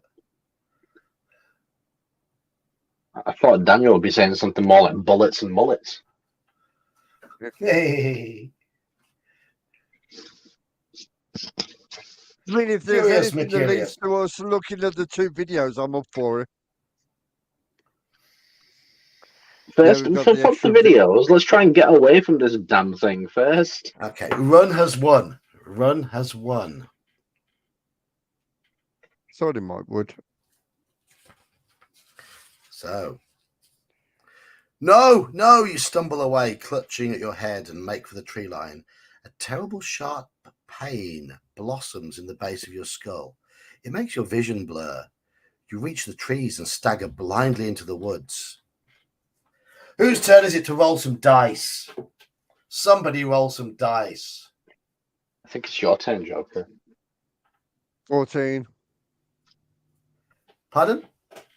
14. Oh, that was a navigate check, and that's a successful navigate check. 168. Hands still clamped around your head, you run as fast as you can for safety. You feel blood leaking from your ears and pooling into your hands as you go. You dash past trees, jump over logs, and duck under branches. Acting totally on instinct, you manage to pick out the path you took and follow it back. It takes longer than you expected, but you finally find your way back to the forest trail, then back to Mark's cabin. It stands serenely in the dark. There is still no car in the driveway. There is a picture of the pursuit, but it's Alex running away rather than Yeah. than Charlie. But I will show it.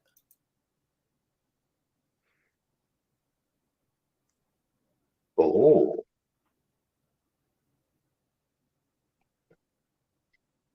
So yes, we have just run away. So does that mean the axe is in the car that we could not find? Daniel it was elbows and assholes is a movie quote. Okay. Movie quotes, you should know by now, movie quotes are lost on me.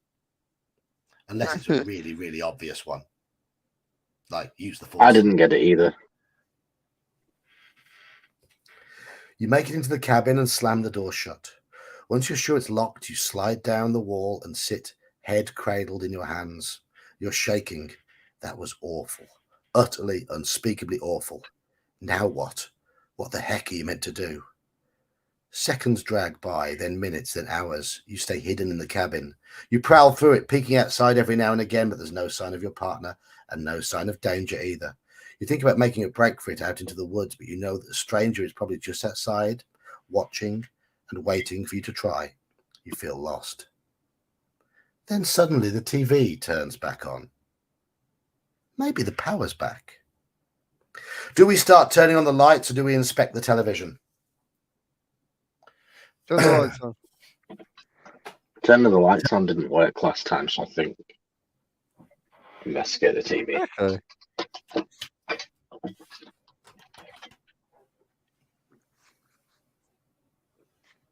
It's just some Cthulhu magic monster powers, not electricity.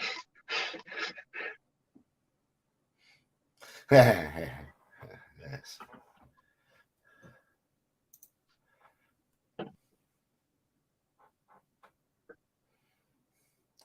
As the kids scattered.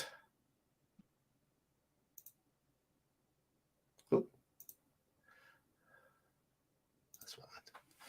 Right, so we are inspecting the television. We had 2 votes for lights, all the others go for inspecting the TV. 185. You hurry over to the television. You hit the power button, but nothing changes. The screen remains tuned to the VCR, displaying slightly illuminated black. Turn to 186. It's quiet. The VCR is purring. The TV is dim. Okay. What do you want to watch first? The Quiet in the Evening or The Couple Who Came to the Cabin? Because we can watch both of those. Or we can watch the tape from last night again. The couple who came to the cabin, because that's a new video. I agree. I don't think we've watched The Quiet in the Evening as well either. So, but we've got 2 of them to check. So I'll check the couple who came to the cabin because that's probably us, and I want to confirm. Okay.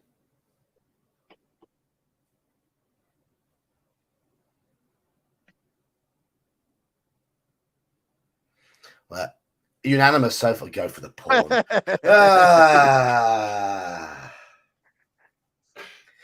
Daniel, as I've said it before. Daniel, don't ever change. Just don't. Keith, you're outvoted.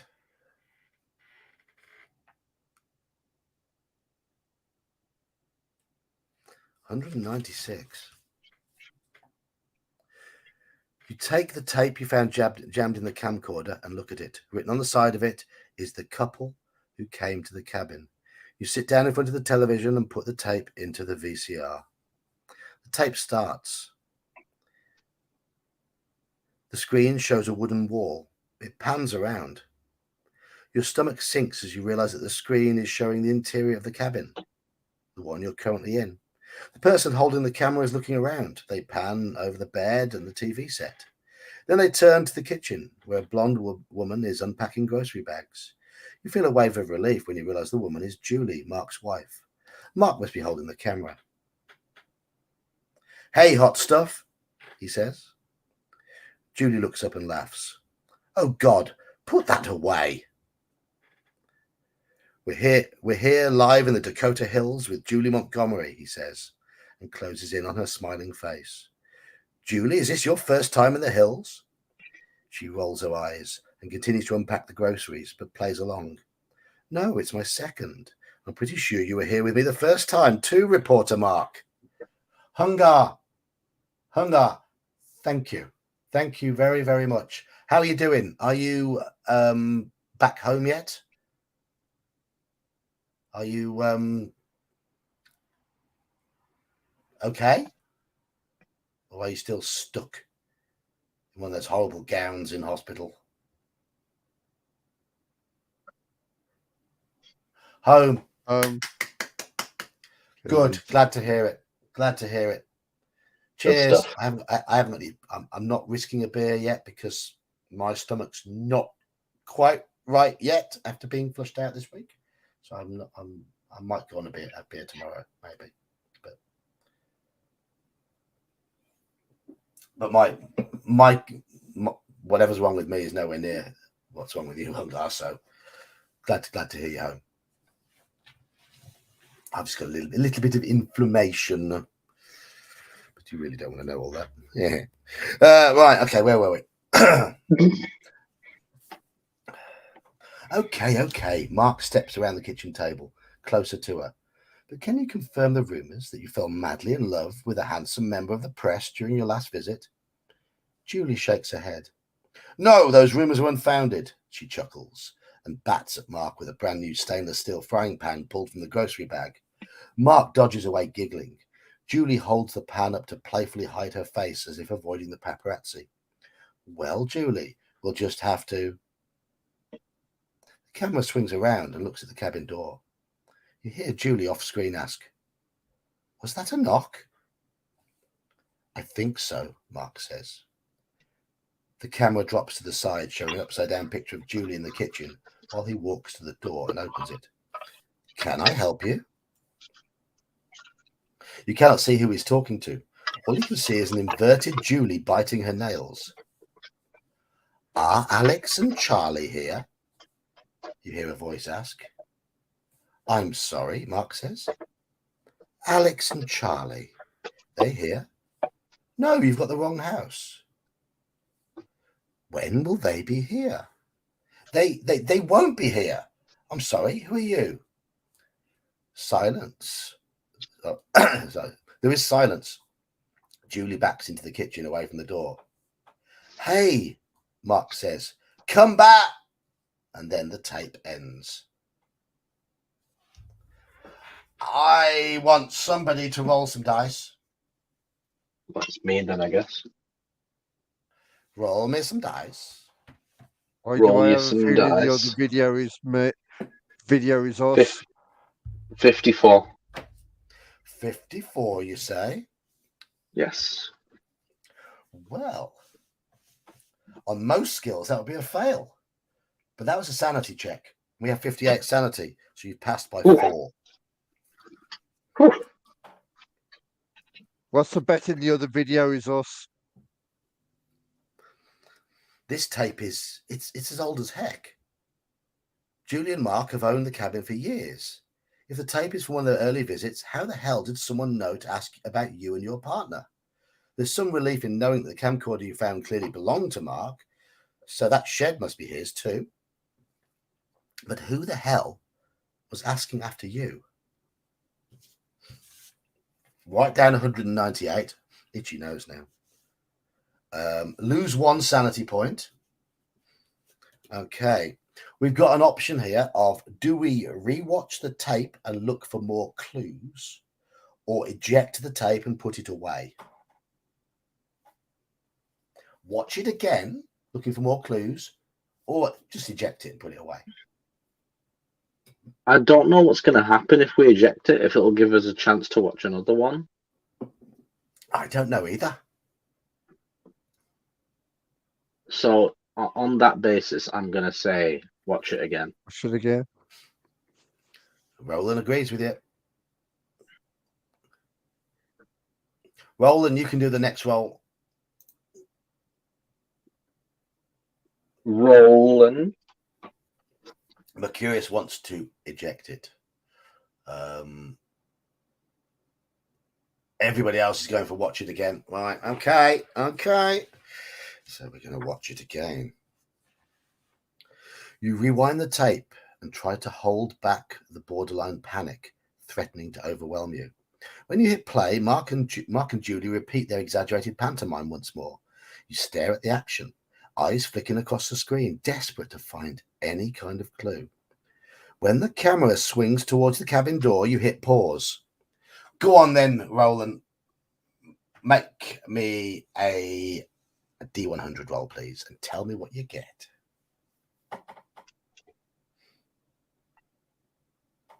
Please be a spot hidden. Perception, maybe. I don't know.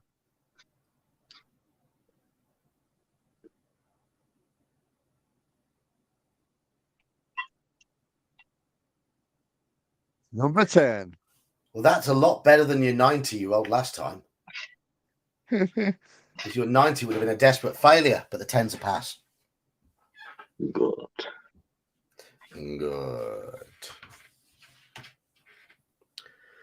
When you hit pause, the door swings open. Something catches your eye. You rewind the tape just a few seconds. Mid-conversation, just as Julie is hiding her face with the frying pan, a strange shape passes over the screen. The frying pan is stainless steel. It's polished and bright. You can see the contorted image of Mark in the reflection of the pan. He's holding the camera. You can see a reflection of the window by the door. It's sunny outside. In the window stands a sinister black shape. It's a looming head and set of shoulders. There's horrid hair covering it. Thick branches like thorny brambles sprout from the silhouette's head. The reflection is warped. You can't tell what it is, but you're convinced it's not human. It's just black, featureless, like a shadow. A monster. A monster in the window of the cabin that you're inside right now.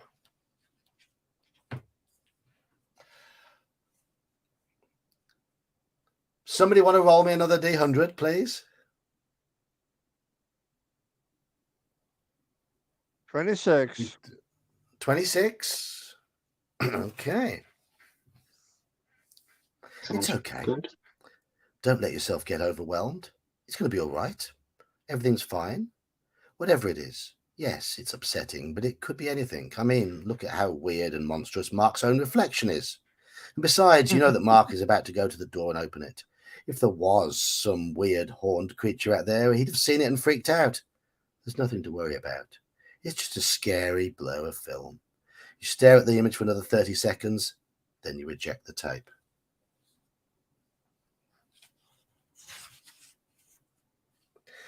Shall we watch The Quiet in the Evening, or shall we watch last night, the tape we tried to watch the night before?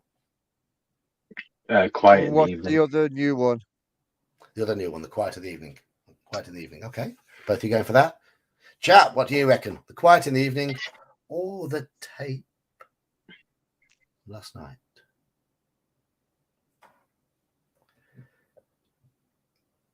You know, in all these books, it's kind of funny because we're all like little lore gatherers just trying to piece everything together. Almost like a game of Call of Cthulhu at the table. Because that's how the game plays.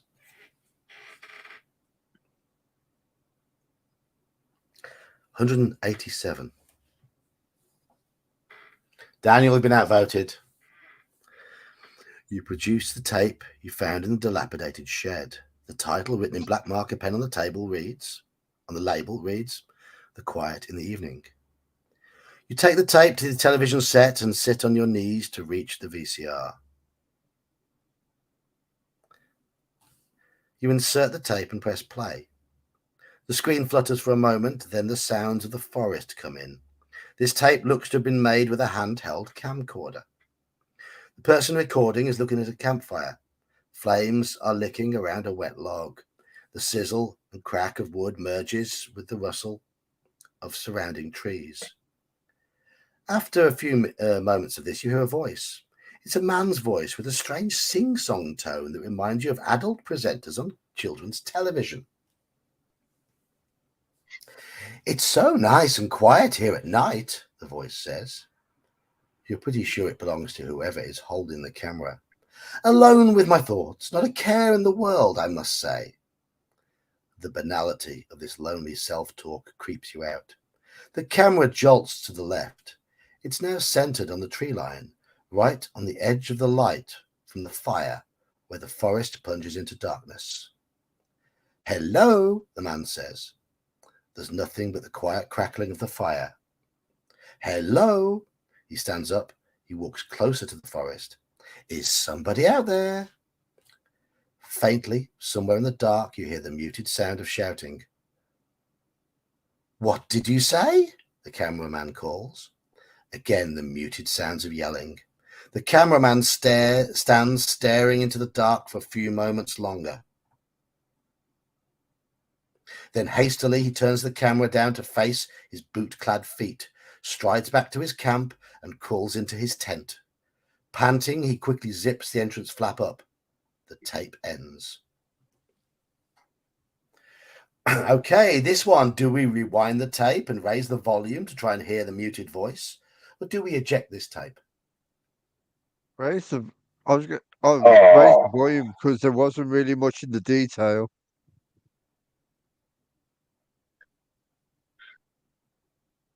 I want to say that, but I feel like it's going to do some staticky bullshit. We live for static Or bullshit. maybe it'll be a sanity check thing. I don't know. Yeah, let's do it. Let's rewind it. Okay. Yeah, I've seen the Blair Witch Project. Yes. Classic.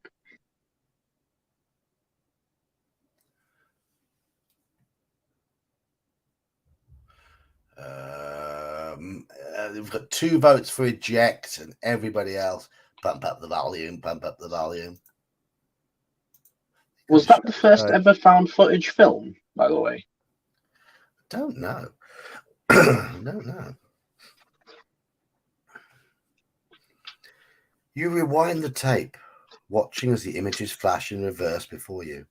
You stop at the part where the man turns the camera towards the forest, and you crank up the volume to maximum. Hello, the man says. You hear a very quiet voice yelling out in the dark. Hello. He stands up. He walks closer to the forest. Is someone out there? Go on then, Straw Piglet, make us a roll. Was it Straw Piglet's turn? Even if it isn't Straw Piglet's turn, I think it should be Straw Piglet. Yeah, it is Straw Piglet's turn.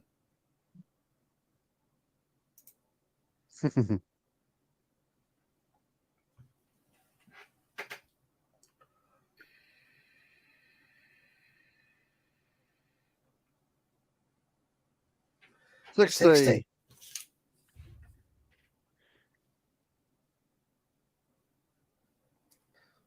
Okay. You rolled 60. Our listen skill is 60. Perfect. Absolutely spot on. Whew.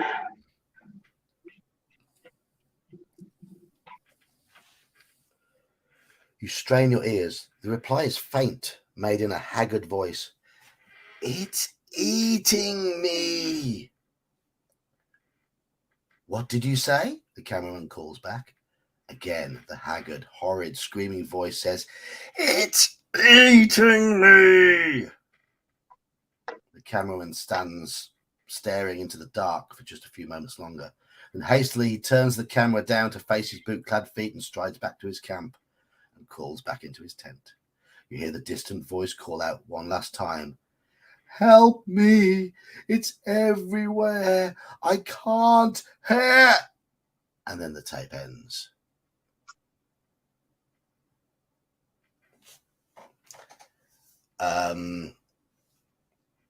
Can somebody else in chat who's not yet rolled, roll me your 2d10 to make your D percentiles. Tell me what you get.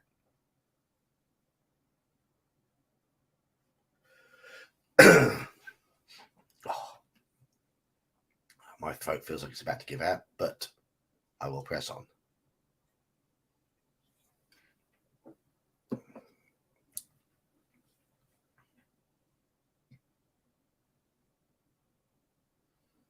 Anybody in chat gonna roll? First one I see. Daniel 29. Okay. That was a sanity check. And we succeeded. You feel a cold knot in your stomach. You swallow against it. You eject the tape. You manage to hold yourself together, but only just. Make a note of this entry should you have to return to it and lose one sanity point.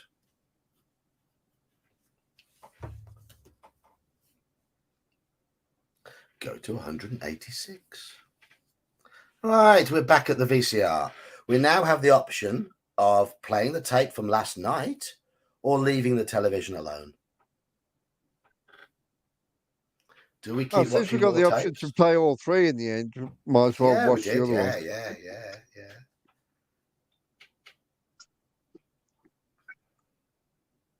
I was more curious of watching the two new ones more than the one we had. So What yeah, chuck the happened? third one in. We tried to play it and it was just blaring static, right? Yeah. Is that really a good idea?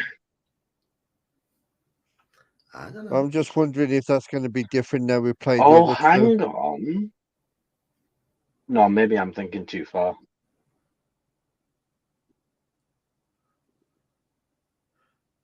Fuck it, yeah. Check it out. Let's just check it out.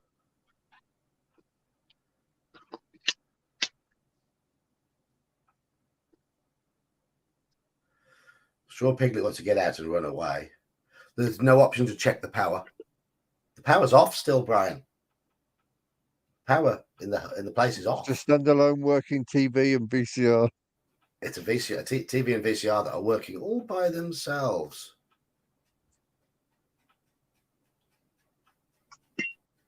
Shove the last one in. I was thinking maybe that tape is like the fucking thing, like the you know, like the mating call for the fucking thing. It summons it. Yeah, but we've already had the visit. That's true.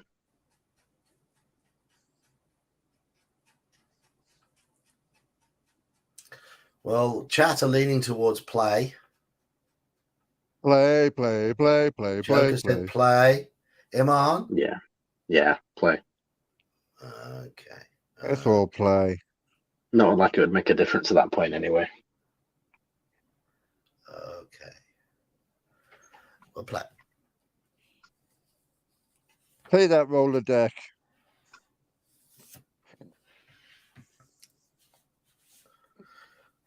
The tape from last night is still sitting in the little cabinet. Call it morbid curiosity or just a desire to understand what's going on. But you take up the tape and slide it into the VCR. You turn the volume all the way down. You don't want to repeat the speaker blasting static from last night. You press play. The tape begins from where it left off the night before. Static.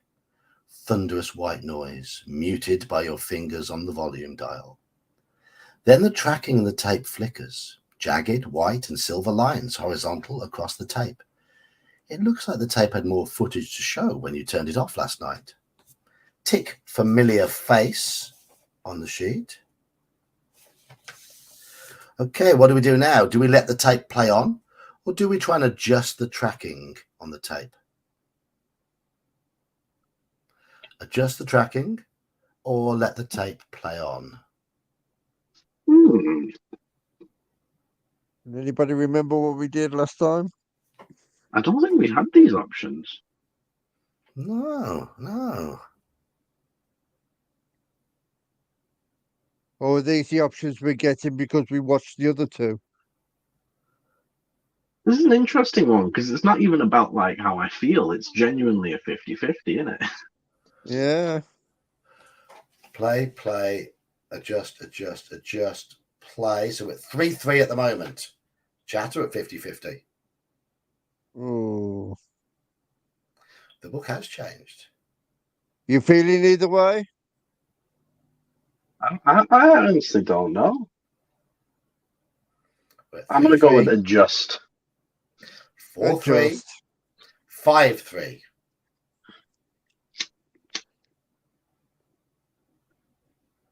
5-3. Any more?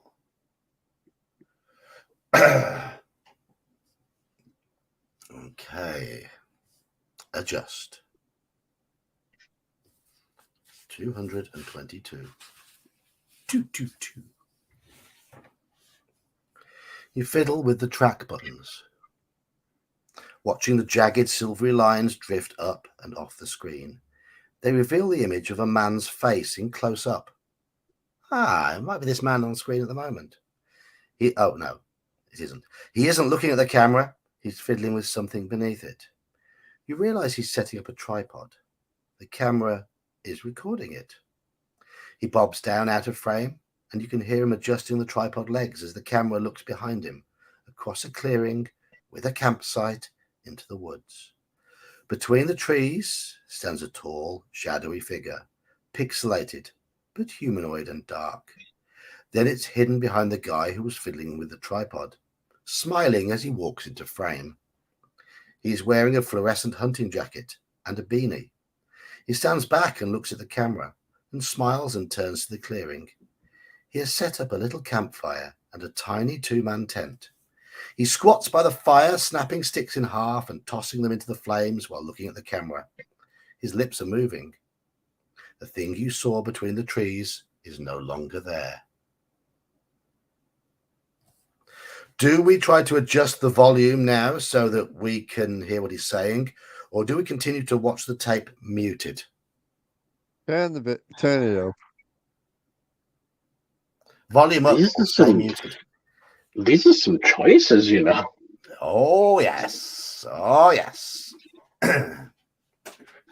You can see why I grew to enjoy this adventure more and more as it went on. Yeah. I thought that it got quite good.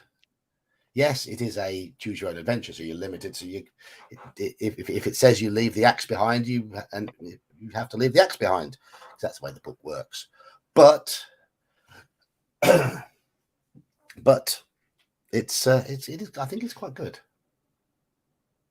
So adjust the volume.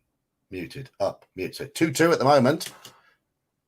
Yeah. Play it with volume. Yeah, up the volume. 4-2. 4-2 for upping the volume. Up. Chat can. We've got another one. Is that another one for mute? So 4-3 now. Chat can still swing this. So I do feel we're getting these choices on this video that we didn't before because we watched the other two. 5-3. Sure, Piglet wants to hear it.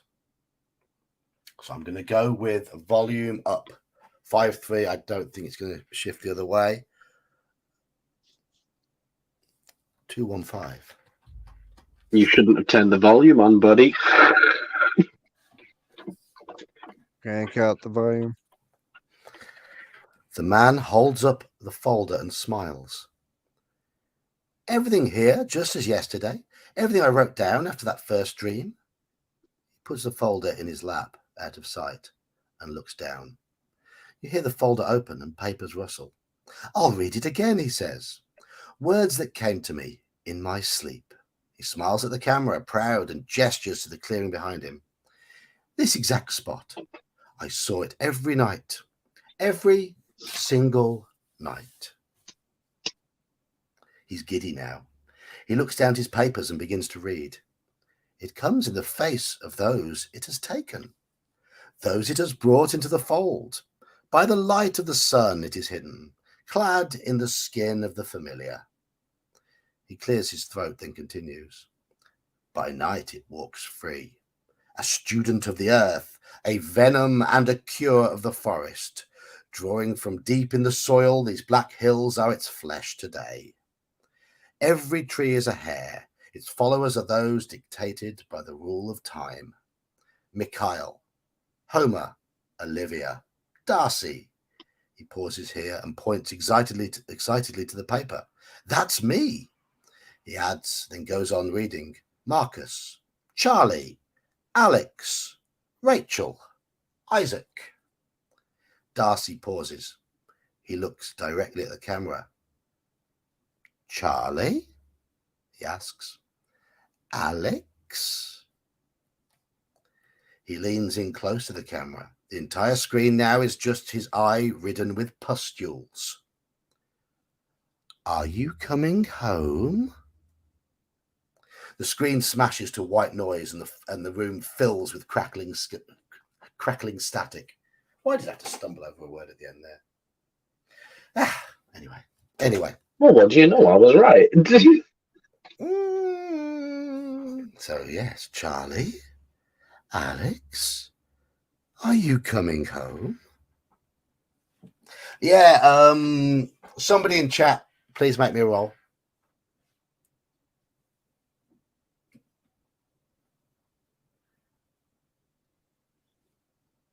Wish my voice was working properly today. It's very growly today, croaky. You know that feeling when you're about to get a cold or a cough or something? It's just sort of sitting there. It's that dry croak. It's been like that all day. Bit gravelly today. 73 we have. Straw Piglets came in first at 34. Okay, I didn't see that one. Everyone's rolling. But is Straw Piglets there first for you two? Yeah. 34 first. Yeah. That was a sanity check. And the only one that passed was Piglets. Thank fuck for that.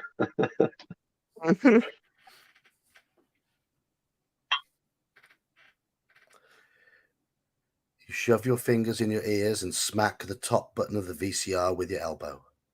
The cabin falls silent again. Television set sits there, glowing quietly. You remove your hands from your ears, but your heart is still thundering in your chest. His words. How did he know those names? How did he know you?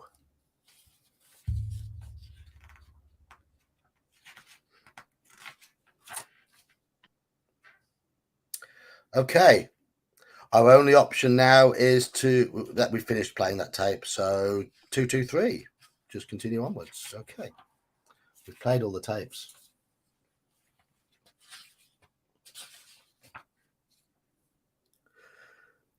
You turn away from the television set and cross over to the bed and sit down and try to avoid looking at it. You can hear it humming, ever so softly.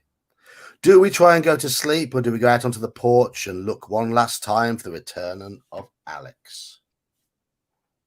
Sleep or Alex? Return of Alex. Yeah. Why do neither of those sound like good options to me? Because neither of them Well, are. if you tried to sleep, would you actually sleep after watching the 3 videos? No, neither of them are good options now. You don't have any good options left. No. No. If you try and What sleep is- after watching them 3 videos, you probably wouldn't sleep. So What is a good option now? Seriously. Getting that fucking axe. one last chat, one last look at see if Alex is coming. Yeah, Come on. let's do that. Okay, we're at 4-1 for on the porch to look for Alex at the moment.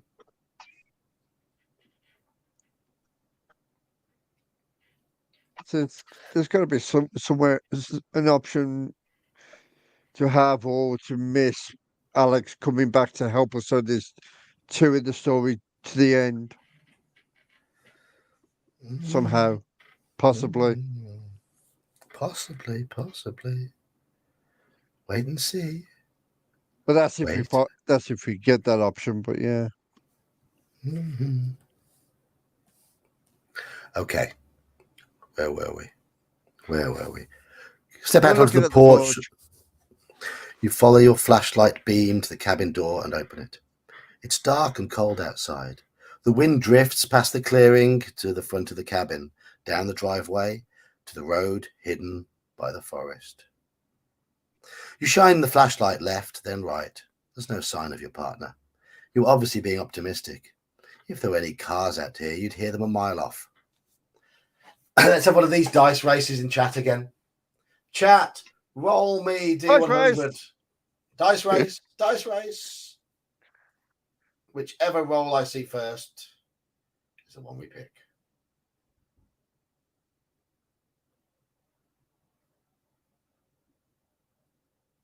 Dice race. Oh God, 98. Well done, Oh, Brian. fuck. Well done, Brian. Ah, yes, Brian. You want to save those rolls for MERP tomorrow night, Brian, because it's great in MERP, but it's shite in Call of Cthulhu. Okay. We have failed our listen check. You hear nothing. You see nothing. Your partner hasn't made it back. Hopefully she's held up somewhere and will arrive at some point during the night. Still, you can't help but fear the worst. You go back inside and close the door behind you. A half second later, something slams against it. The collision is loud. The door shudders. You hear a roar of anger and the sound of fists beating against wood. The wooden door frame begins to splinter. Someone is screaming bloody murder and trying to get inside.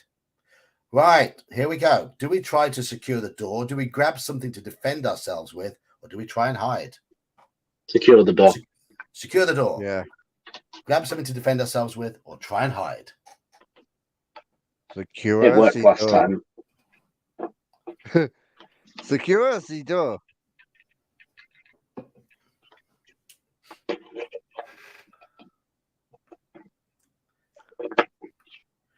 So we're 3-3. Okay. 4-1 at the moment. So 4 for secure. 4-2. 5 door. 6 for door. 2 for grab weapon straight away.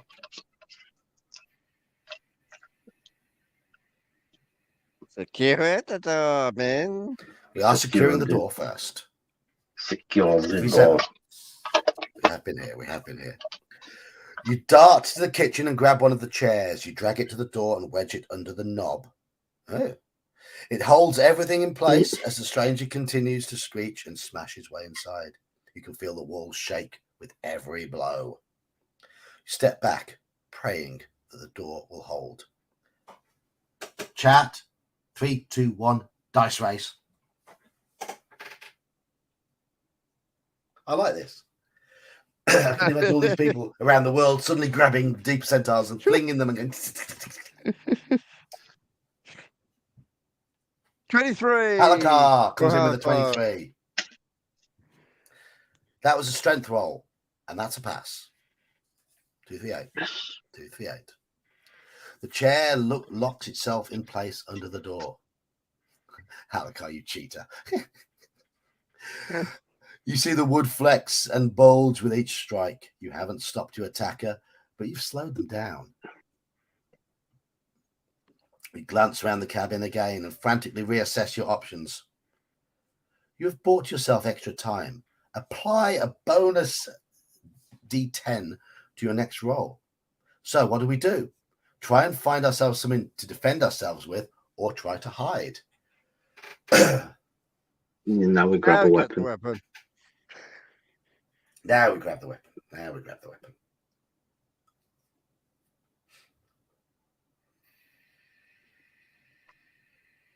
Whichever one we have available, the axe or the dagger.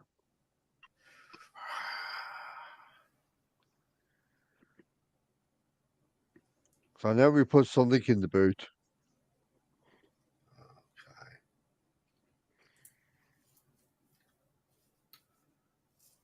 I like how there's some logic to the decisions in these books as well, because in fighting fantasy, it's often the most ridiculous thing that works. Yeah.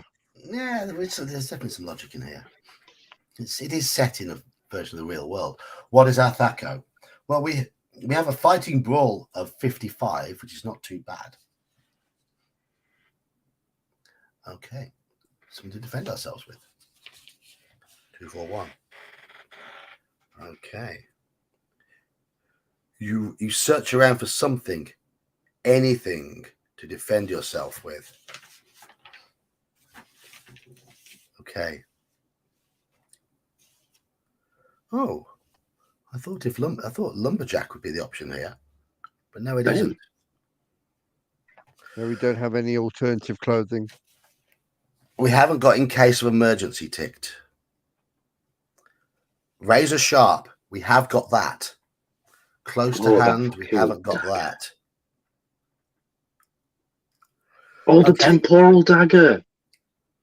We can either go for razor sharp, which would be the dagger, or we can improvise and grab the closest thing to hand. I want to try that dagger. Dagger. Maybe it's the only thing that can actually hurt it.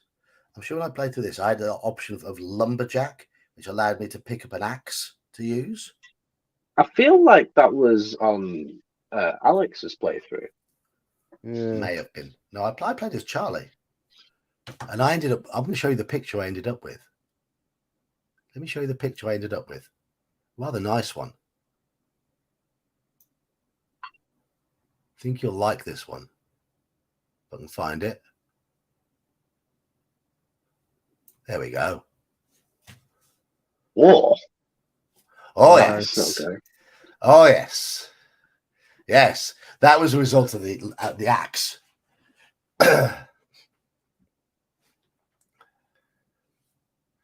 Yes. Yes, indeed. Okay, so we're going to go for razor sharp. Razor sharp. Yeah. Yeah. Yeah. We'll go for the magical dagger. You have a weapon. You hurry over to the pile of clothes you wore earlier on your jog, rummage through them, and draw out the long, beautiful dagger that you found in the shed this morning.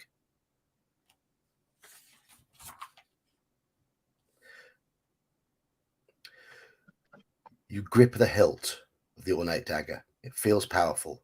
You feel powerful. You make your stand just by the door, brandishing the knife. You're ready. A few seconds later, the door bursts open and the stranger steps through. He charges right at you. Now we tick knife to a gunfight. Uh-oh.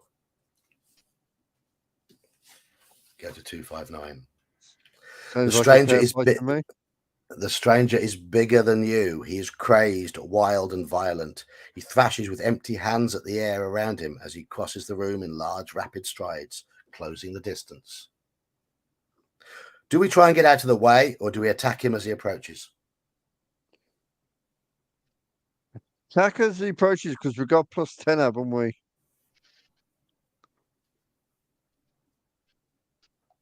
So do we try and get out of the way, or do we attack him as he approaches? I think try and get out of the way and possibly attack him from behind. Oh, wait, can he see us? Or is it still dark? He can clearly see us because he's running straight at us. It is dark, but it looks like he can see. But haven't we got +10 on our next roll? So Yeah, we do.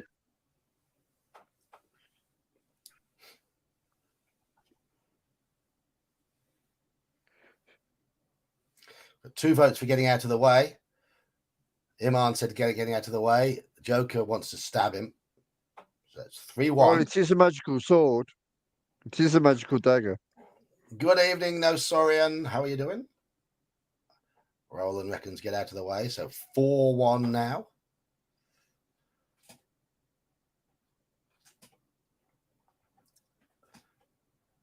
Brian says attack him. Thank you, 4-2. Brian.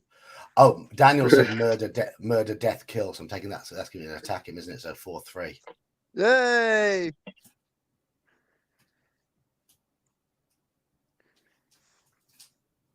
So we're at 4-3. A man is charging us. We have a knife. Do we try and dodge out the way as he charges us, or do we just straight for him? Not with the magical knife.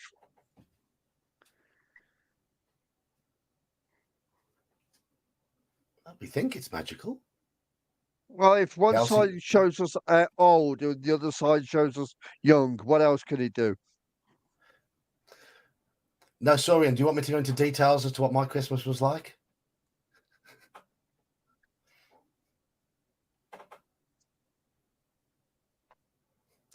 You really don't. You really don't. Yeah, because I'm just thinking if the one side of the dagger can show us old and the other side can show us younger, what else can he do? When it's 6 inches inside somebody. We go, ole, then stab in the back as he runs by. The little waffle. Yeah, basically like a matador, but with a big blade. I wasn't able to drink over the main days of Christmas. I wasn't able to have any vegetables at all with my Christmas dinner, apart from a bit of potato. So my Christmas dinner consisted of a few slices of turkey, a little bit of potato, and some gravy. I had breakfast the next day. Then I had to consume laxatives. And then about 30 hours after that, I had a camera. That was my Christmas.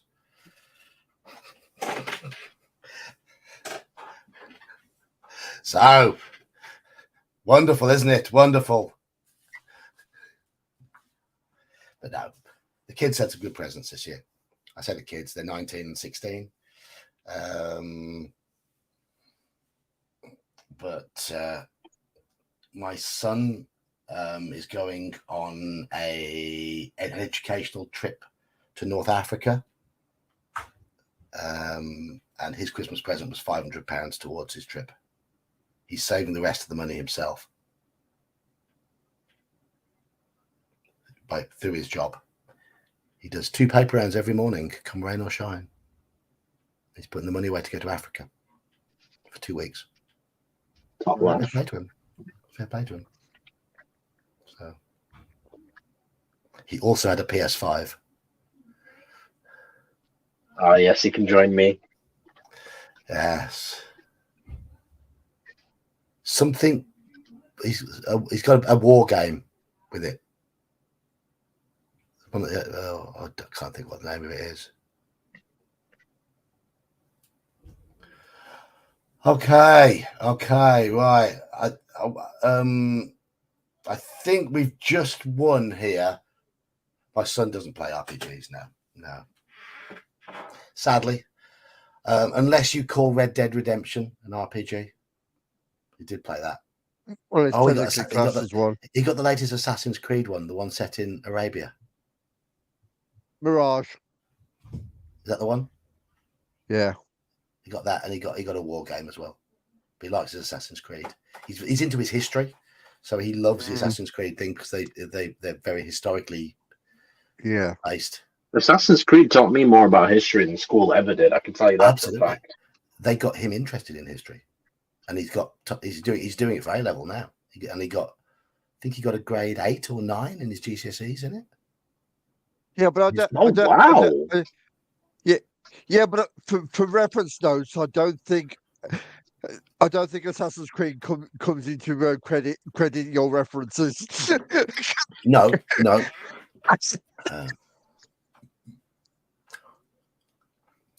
Is there a statue of George Washington in Trafalgar Square? I don't know. I know there's one of it's Nelson's Napoleon. column. Not Napoleon, Nelson. Wouldn't be Napoleon. We wouldn't put a statue of Napoleon in here. No. It's Nelson's column. Daniel, you're a star. Thank you, Daniel. No, George isn't considered a terrorist. We don't think about George Washington at all.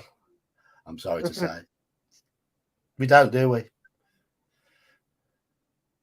Nah. I can't say we really think much about America in general, to be fair. We get exposed to a lot of American pop culture, though, don't we? In the media. But we're not as opinionated on them as they are on us. Probably not. I think you're right there. Yeah.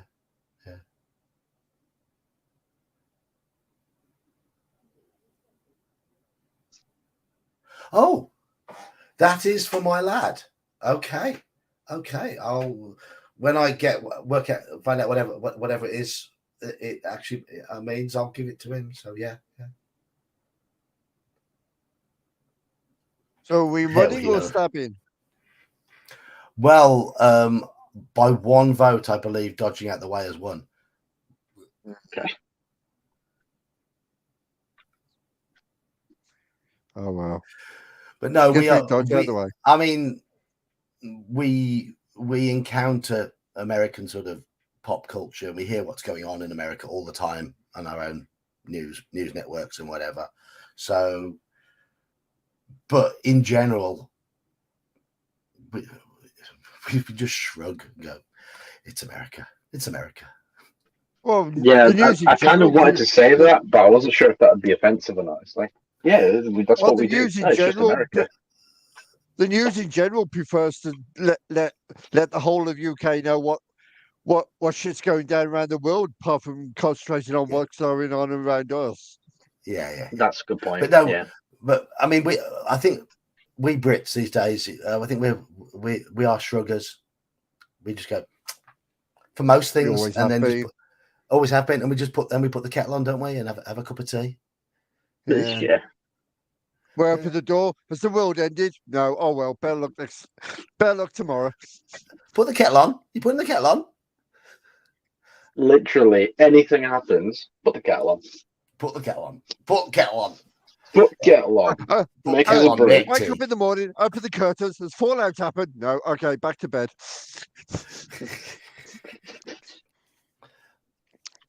Ah, Right, we're running away.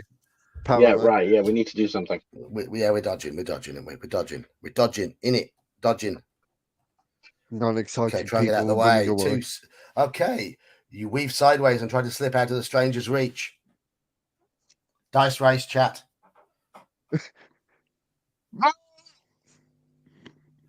Dice race, chat. I got 5.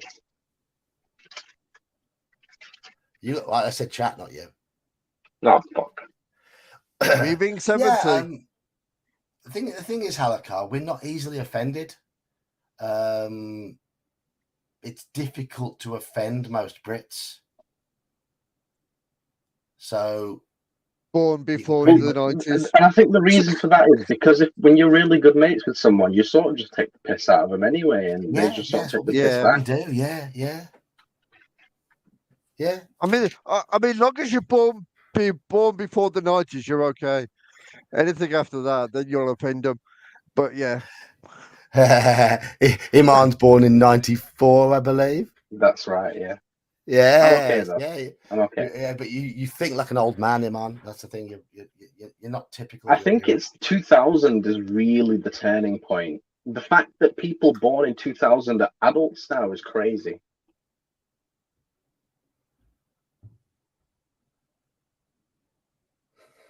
Yeah. Well,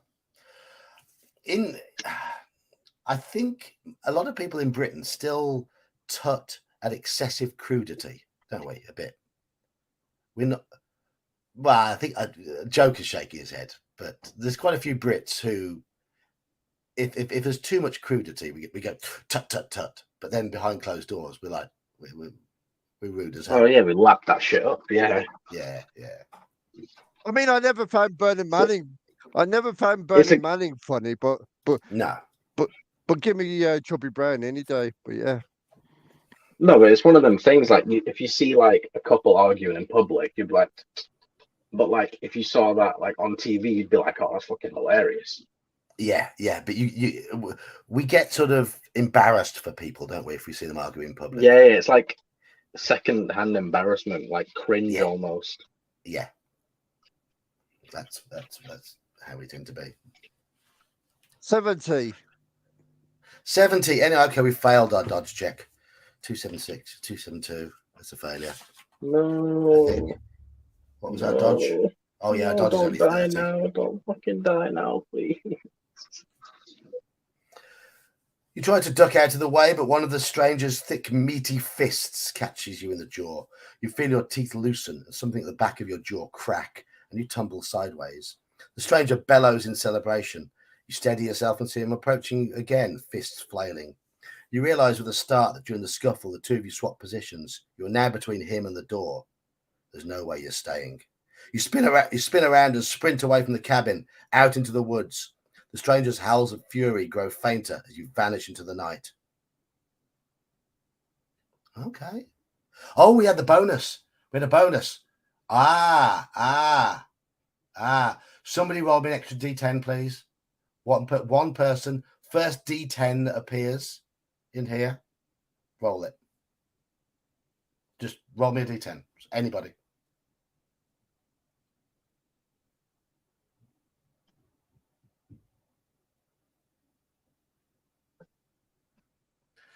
$60. Okay, that takes our dodge check from a 70 down to a 60. It's still a failure.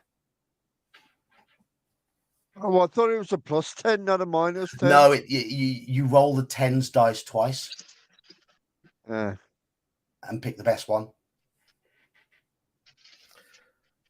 So we would have passed if he'd rolled a 1, 2, or 3. But anything else is a fail. So if Halakar had been faster at typing, we'd have passed. Blame it all on Halakar. Somebody roll me one of my two here. Roll me a D4, either Iman or Joker. 1D4. D4. Yeah. Iman or Joker, whoever's first. Gonna be him. 4. 4. We've been punched in the face for 4 damage. We have 8 hit points left. Go to 298.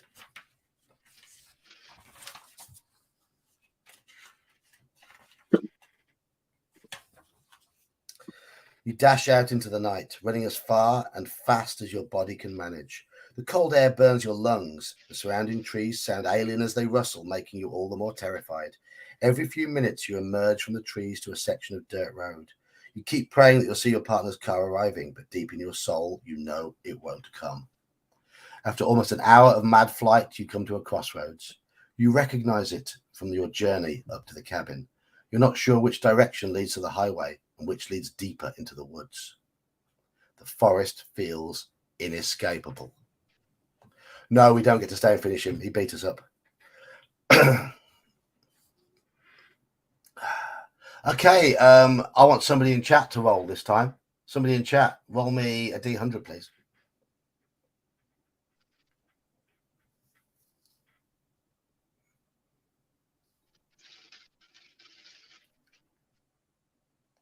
Chats are still arriving. I've normally finished by now, but my family are home, but my wife hasn't come to bed, so that's why. Okay, we can keep going until she comes up and turns the light off because she'll want her to sleep then. But that was a navigate roll, and we've just failed. Oh, fuck. Yeah, but that would have been 3 failures there. No, Soren has just got his dice out of the bag, and everybody else has already rolled. You pick one path and follow it. You race along it for almost an hour. Even after all that time, you're not sure if you've gone the right way. The woods around you are endless. The hills are treacherous. Before long, you lose your bearing. It doesn't matter if you took the right way or the wrong way at the crossroads. You get tangled up in your own hurried flight and lose all sense of direction. Everything here is identical, just great, looming black shapes, any of which you feel like could suddenly decide to come to life, loom down and devour you. This isn't right. It isn't right. Chat, make me another D100 roll, please. Again, I'll take the first one I see. Dice race. Dice race. This is a new thing. Let's do it. Yes. Straw Piglet was the quickest with a bad roll. Straw Piglet was the quickest with a bad roll. 72. It's a failed sanity check. Oh. The dice have turned on us.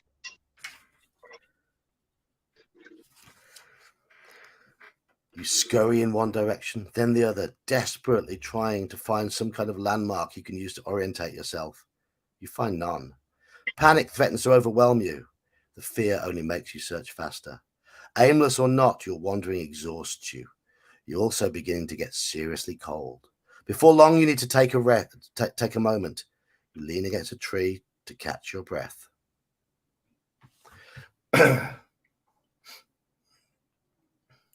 Joker, roll me a D4.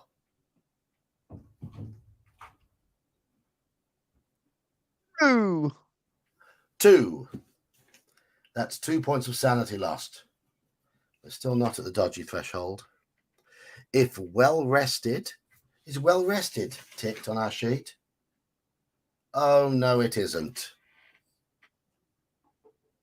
Go to 3. You must go to 300. No, 301. We're not well rested. We're tired. You try to catch your breath, but it doesn't seem to work. Your hand slides down to the base of the tree and you collapse down against its roots. You suck air over and over. Your lungs feel icy. Despite the horrible situation you find yourself in, your eyelids feel heavy. You're not sure how long you wait, but it is some time until you feel as though you can get back onto your feet. You stand slowly, teeter, but manage to forge on. Right now, you just need to put distance between yourself and the chaos you escaped from. When the sun rises, you'll be able to reassess and begin to find your way back to civilization. Take 1 point of damage. We're down to 7 hit points. We go to 302. Pine needles and dirt crunch under your feet as you walk. You make progress, but with every step you feel yourself growing wearier. You need to find somewhere to rest. Maybe some high ground would be good. Or should you look for a grotto? Anywhere sheltered would be best, right? Just as you spot a cluster of trees where it looks like you'll be able to rest and stay dry, you hear a faint hiss from behind you. What was that? Static? Was the sound static? Adrenaline surges through your system. Do we investigate the sound or do we run like hell? Run, because I think he chases us anyway. Investigate the sound or run like hell? Run. So, Run like hell. Run! Run away! Run, Forrest, run! Run! Hey, run away! Brian wants to investigate.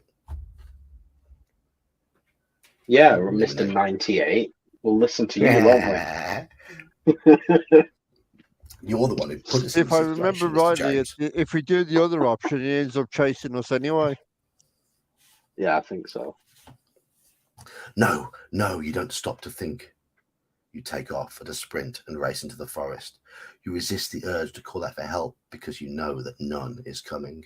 Ahead of you, moonlight just barely reveals a jagged pathway littered with sharp rocks and treacherous tree roots. You try your best to avoid them.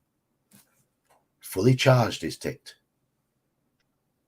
So we've got our batteries, haven't we? Yes. We didn't have that last time, did we? Yeah, we have Yeah. batteries. No, we were stumbling and stuff, yeah. Without light to guide your path, you'd almost certainly break your neck running over the uneven ground ahead. You silently thank your lucky stars that you stopped to add extra batteries to your flashlight. You dodge between the hazards and leave the sound of static behind you. After a minute or so of mad dashing, you can hear nothing but the rustling of forest pines. Just as you're about to stop to catch your breath, you suddenly break through the trees and emerge blinking into a large moonlit clearing.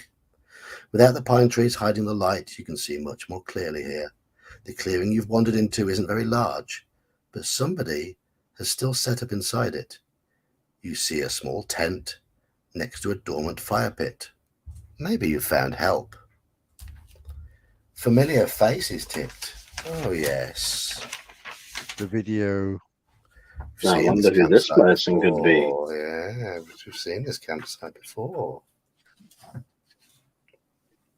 A sense of deja vu washes over you. This campsite. It's the same one. You hear a rustling from inside the tent. Your noisy arrival clearly woke up whoever's inside. A sing-song voice calls out, "Hello!"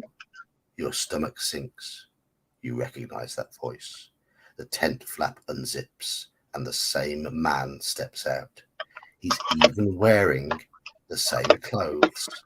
He looks towards you, hesitates, then nods. You notice that his eyes show no sign of surprise. Do we respond to him politely, or do we respond to him aggressively? Polite or aggressive?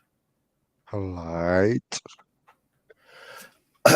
Oh, but he's fucking friends with the thing.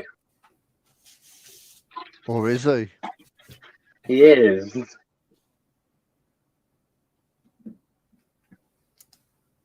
Mercurius says polite. Straw Piglet says polite.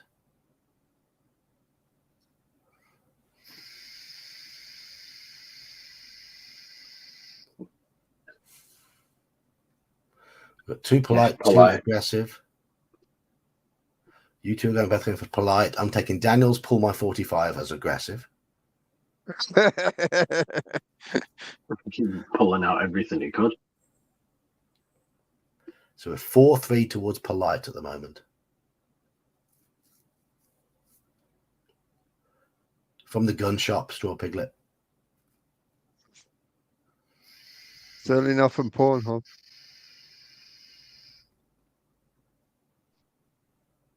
Is that where you spend all your money? I don't need to. I know I don't have to spend money to watch that crap, but yeah.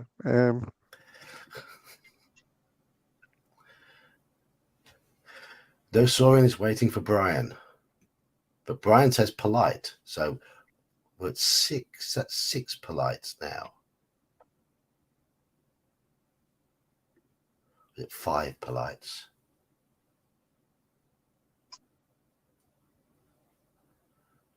Four, 2, 4, 3, 5, 3. Oh, it's now 4, 4. Because Straw Piglet has changed. No Saurian. Brian said polite. We're at 4, 4.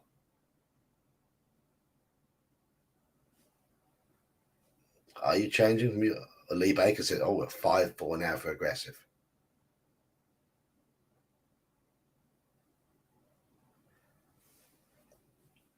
So I don't think the man in the tent knows about the one that looked into the camera.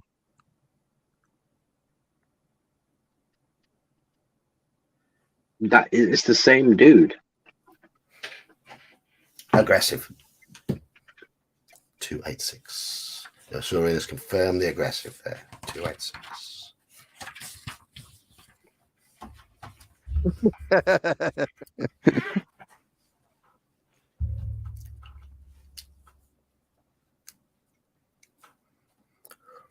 What the hell is going on?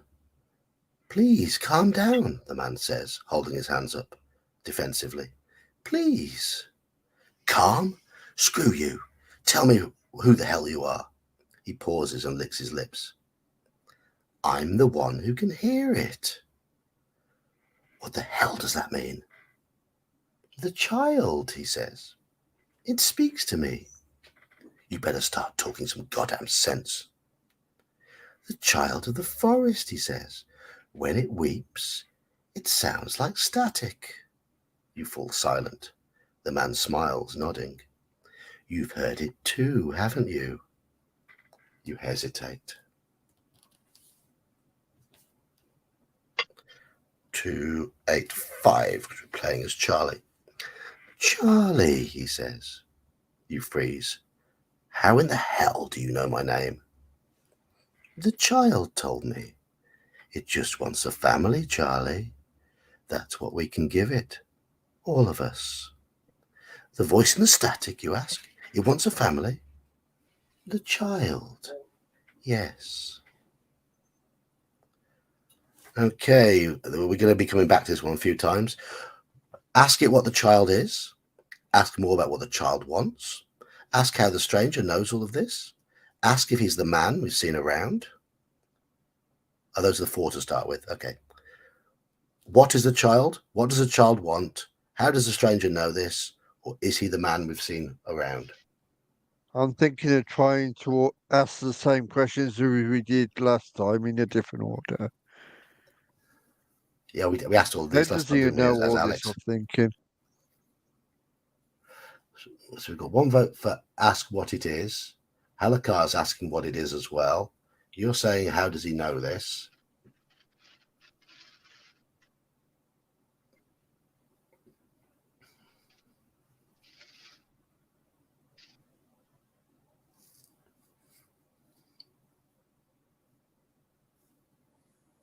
I can't see it, but I'm thinking there's got to be some sort of right order in asking the questions to lead somewhere else. Right. There's a lot of options, and chat's definitely leaning towards asking what is the child. 337.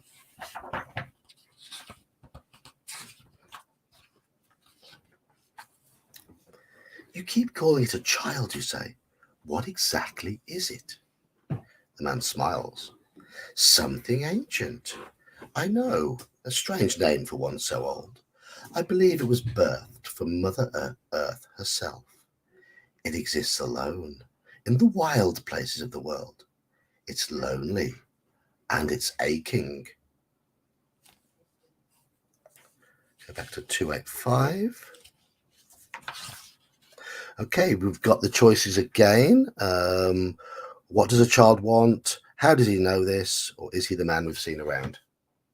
Can we have the shed back? Hmm? And can we have the shed back? No, we can't have the shed back. He's gone. The shed's disappeared.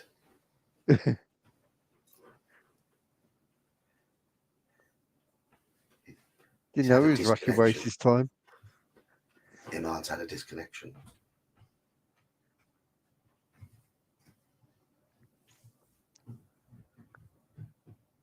What does it want? I can't help thinking there's got to be a certain way of asking these questions to lead somewhere different.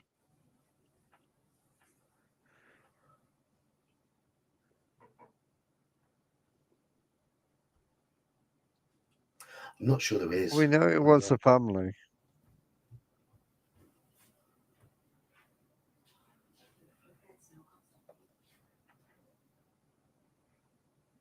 Iman normally pops straight back in when he disconnects, but Yeah.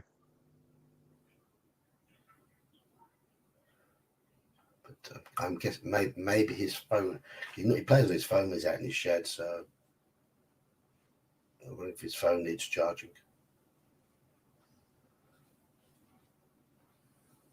Maybe the printer's finished. Yes. Finally. So what does it want? What does it want? 338.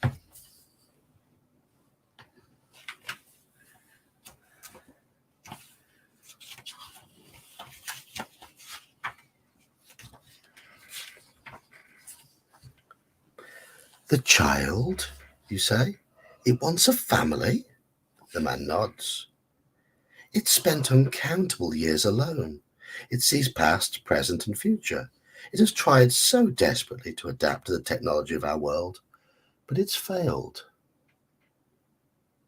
It just wants people to be with it, here, in its home.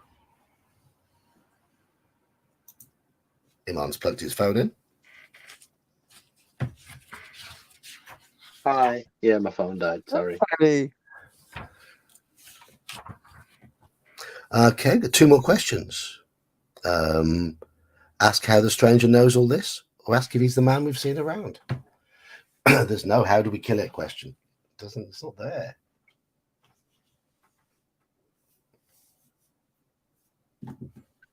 I'd love to ask him, hey, do you know what this dagger does? And just stab him with it.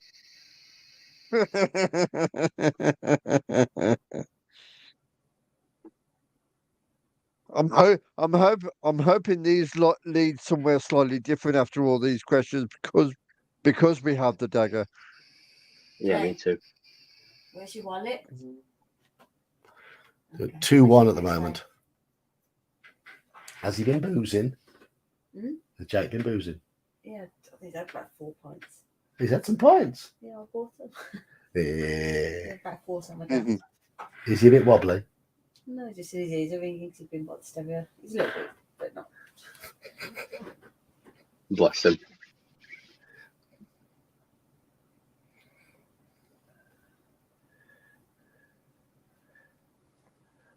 Ask anything. Okay. Get Tamagotchi. Yeah, just get through the questions however we can. Let's just get through the questions. Okay. Ask. Okay. How does he know all this? And we'll just ask all the questions. Just zoom through them. Zoom through them.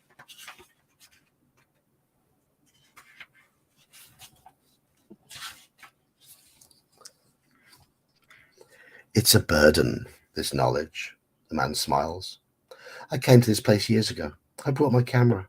I wanted to document the wild, but I found something far more important to document, something beyond comprehension. I found that the child could somehow manipulate the magnetic particles in my videotapes to show me visions of the future. He smiles wide, and so far they have all come to pass. The child exists beneath the earth, in the soil, in the trees, and in the pine needles at our feet. The power of the earth all around it lets it smell and taste and touch anyone who encounters it, whether they have already or not. What do you mean?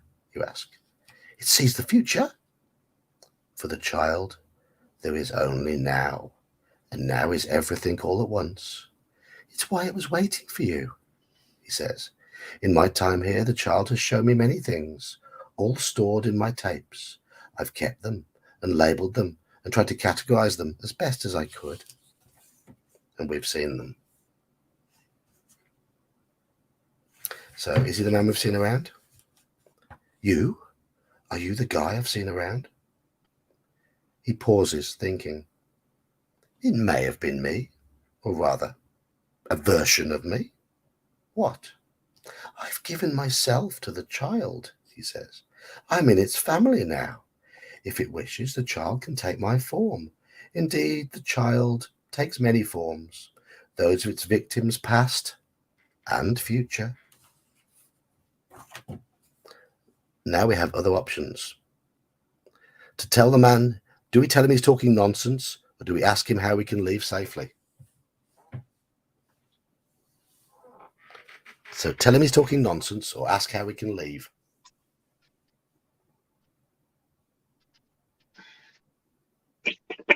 We can talking nonsense. Iman? We asked him how we could leave last time. Well, he's not exactly Think- going to be cooperative, is he? So yeah, tell him he's talking nonsense. So at 2-2, but chat are also asking how to leave. So chat are 3-2 with 3-3, 4-3 now.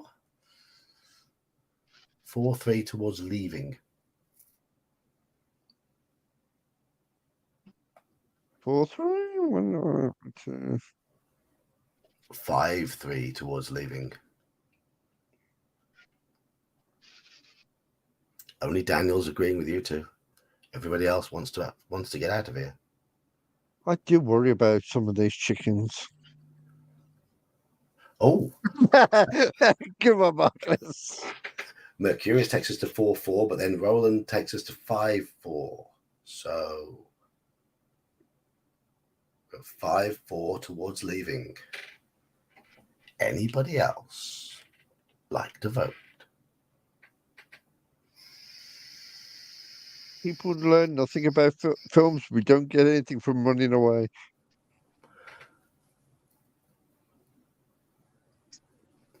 I'm wondering if that option, Halakar, would have come up if we'd have passed the dodge check in the hut and had an option to stab him. So we failed that dodge check. It meant he hit us and we ran away. That's what I was hoping for, yeah. Yeah. Brian's all about leaving. So, okay. We're asking about leaving. 350. And Surin confirms that as well. Can you guys hear that rain? No. Okay. Can you hear that? Can you hear that static? Oh, fuck.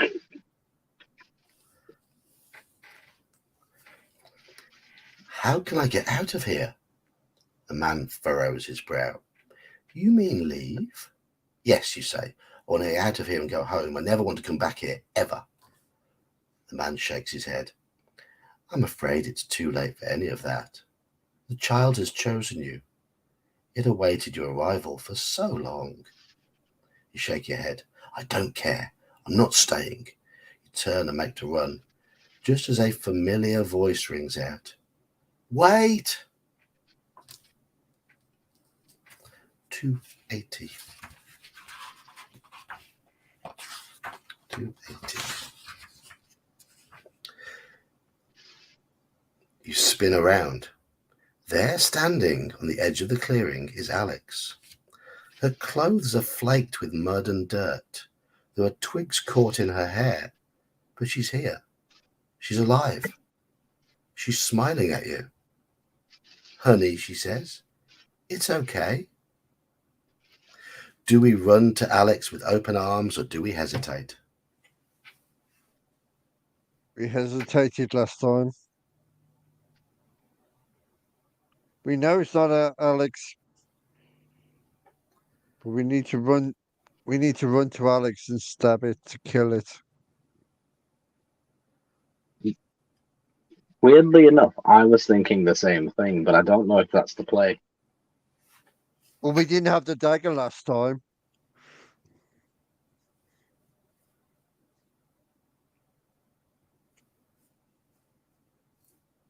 Yeah, but what if it, like, I don't know, transforms like while we're running towards it, and then there's less distance between us and it, and then we're Yeah, but fucked if we anyway. hesitate, we're never gonna get. We're never gonna. I have a feeling if we keep running away or hesitating, rather, we're just going to end up not getting any alternatives. If you remember the ending we got the other week. When I we do. I remember we hesitated. ran away, but then it was like, "Oh, do you have broken-hearted ticked or something like that?" Yeah, we hesitated last time, but we never ran to it. What's chat saying? 2 hesitate, 1 run away. Mercuria says cut her loose. That's not an option. Wait, no. Aren't the options run towards or hesitate? Yeah, Hesitate or run towards. Yes. So I want to run to her. So I have a feeling I know where that's going with us having the dagger with us. I've genuinely got a knot in my throat because I'm like, we could actually win. I think. well, Straw But We Piglet, need to quote run win. to it to do that. We need to run to it. we're at 3-3 at the moment. With Straw Piglet's vote to Halakar's hesitating 4-3. Mercurius is winning 4-3. There's a lot of running. Stabby means run.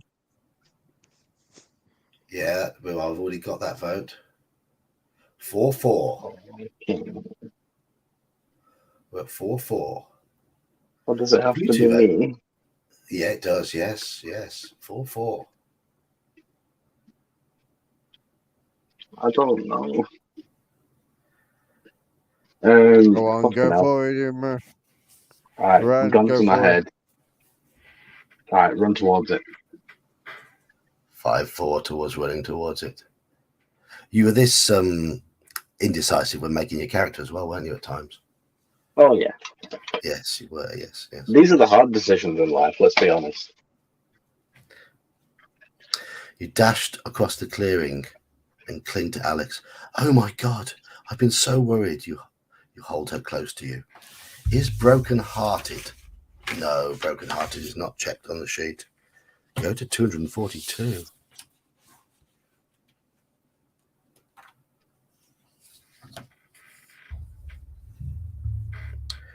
Alex hugs you back.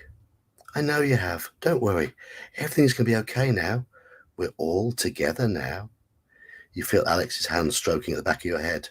You pull away. You don't have time for this right now. Alex, where's our car? We must get out of here. We have to go now. Alex looks back at you sadly and shakes her head. No, honey, we can't go. We must stay here. The way Alex speaks is all wrong. Standing closer now, you notice 1,000 subtle details that don't fit with the person you know. This isn't Alex. I know you're nervous, Alex says. I'll try to explain everything, but I just don't think there's much point. She raises her arms and opens them wide. I'll just show you. Arrival isn't ticked. 248. I need you, Charlie, Alex's voice says, but this time it comes from behind you. You spin around and see that the man who crawled out of the tent, body unchanged, is now wearing Alex's face. There's 2 of her now, and they're on either side of you. I need you like I needed Alex, she says. They both say, and when they speak, their voices merge, overlay, and bleed static. You're here now. We can be together. We 3, we 4, all of us. Please come with me.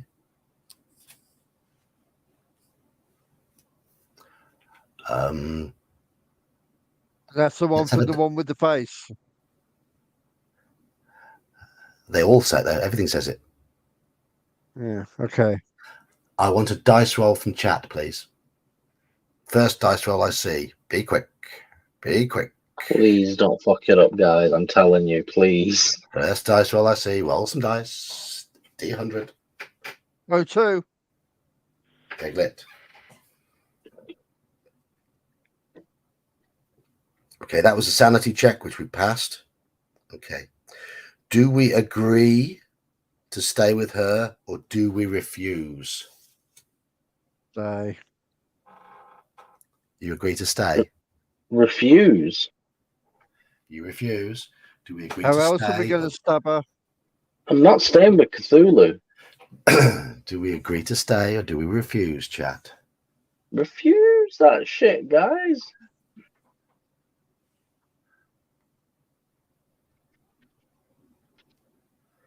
Guess everybody loses their balls after midnight.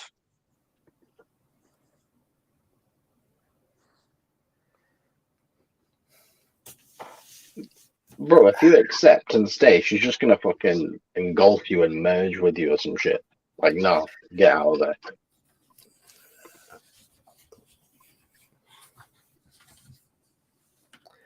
No, you say. I don't want You that. can tell how I like to play the games, can't you, John? Fuck it! What? Come on.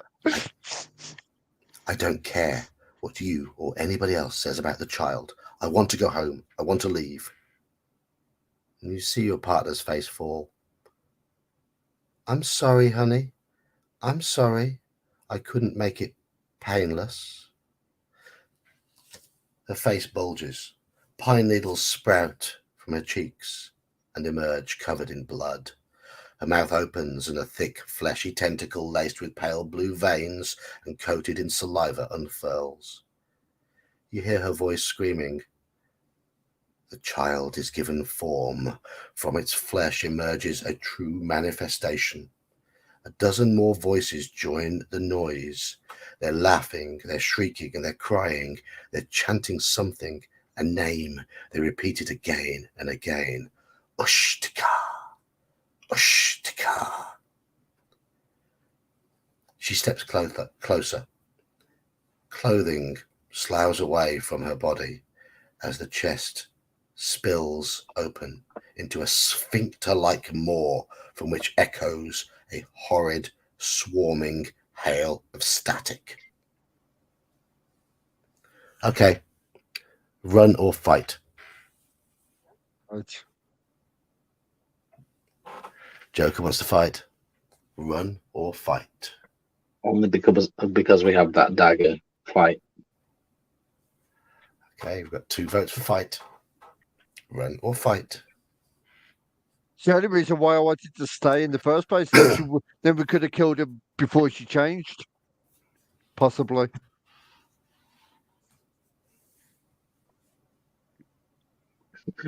Like she's just gonna turn around. Okay, honey, let's go. And then you're just gonna stab her in the back. Yeah. And Defo would have consumed kill you. her at her weakest form before she No, Defo becomes would have consumed you. Mother Superior as she is now.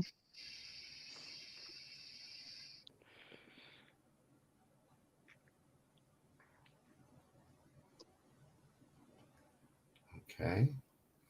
I also have a sneaky feeling the dagger don't kill her, but turns her back into who she actually is, Yeah, an actual with the child, young maybe. and old side of the blade. Turn her just like into a little squid or something. No, actually turn her into Alex. Alex is taken over.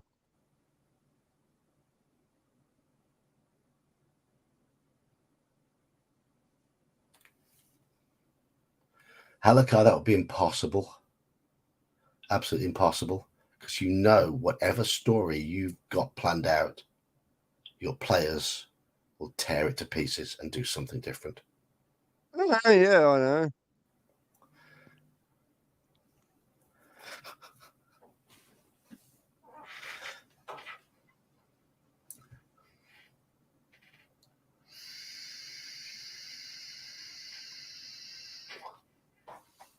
Just intrigued how the actual good ending comes from this game. This one.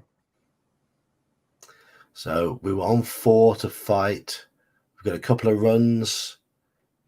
Straw Piglet's not sure. I think we have got the dagger rolling, so I'm going to take that as a fight. Yeah. It hasn't asked about the dagger yet. I'm hoping it does.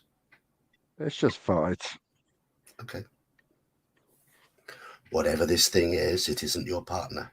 You're pretty sure it might have killed them. Even if it means you end up dead, you refuse to let this monster get away unharmed.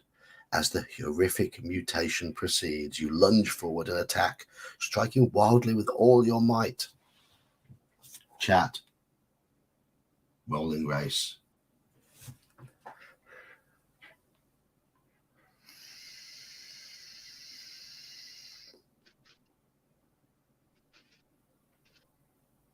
Oh, two.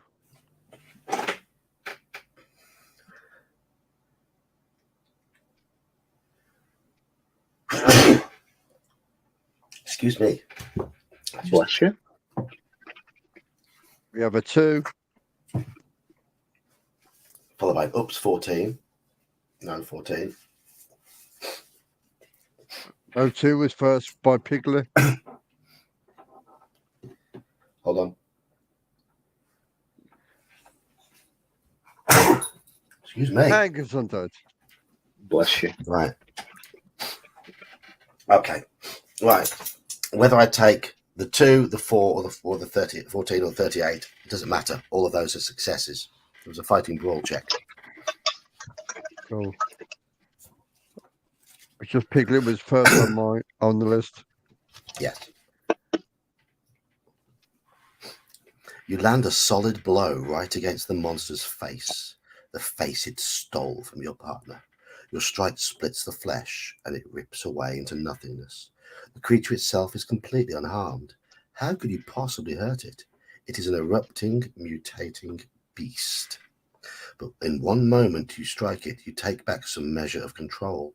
You rip away your partner's face from it. That simple gesture is enough to make your heart surge with righteous victory. This thing can't take everything from you. You don't hold the beast back for long. It grabs at you with a tentacle that comes whipping at your side. As the tentacles boil and writhe before you, an alien voice resonates in the forest around you. This is your last chance. Accept the child and be born anew, or reject it and suffer. Okay. Here we have a thing. If temporal steel is ticked on your log sheet and knife to a gunfight is not ticked on the log sheet, it means we've lost the knife.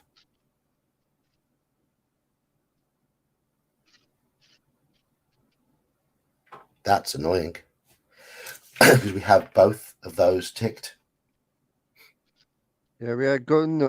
We had. Wait. Read that again. So, if you have If temporal steel is ticked, yes, it is, and knife to a gunfight is not ticked, we would then go to 363. Well, we had gunfight, didn't we? Ticked. Yeah, we did. Yeah.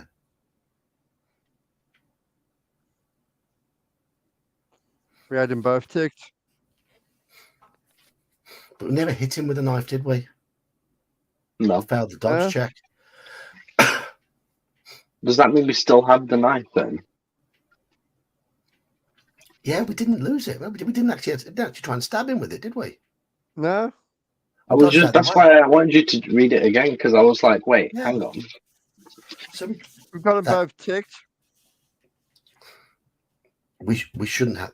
I think that's a bit of a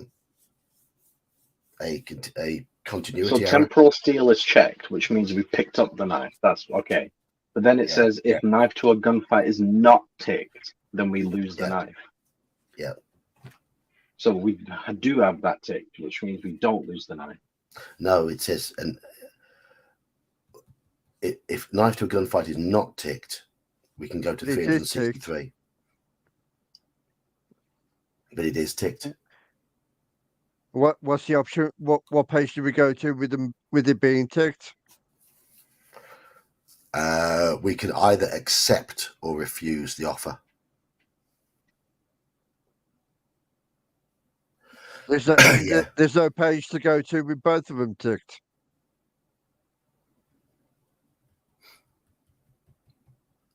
No. We can only accept or refuse the offer.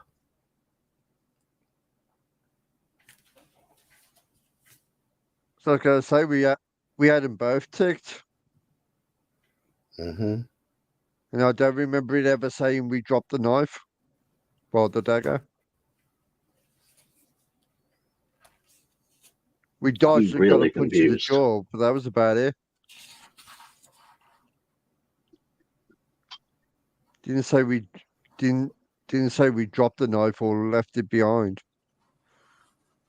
Yeah, I don't know if it's just my current state of inebriation, but am I just being dumb, or is this like actually confusing? It basically means when that guy attacks the hut, you can't use the knife to defend yourself. You've got to try and save it for here. You've got to try and pick a different option other than using that knife. Mm-hmm.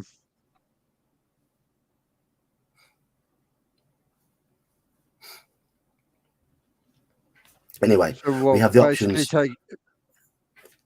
We have the Basically, you're options. saying we haven't got the option. We haven't got the knife. We haven't got the option. No. What the fuck? So we've basically just got a choice of accept or reject. Okay, So we'll it's- reject it then. So accept or reject. Those are our only options. Reject. Yeah, reject.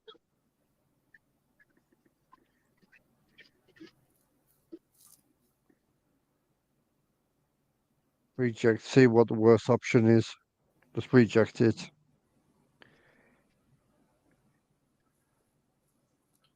We're boned. Maybe we could use harsh language. Yes.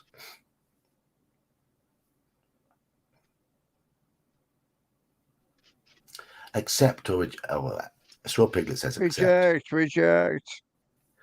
We're 2-1 for rejecting versus accept. I think it just means which gruesome ending do we get?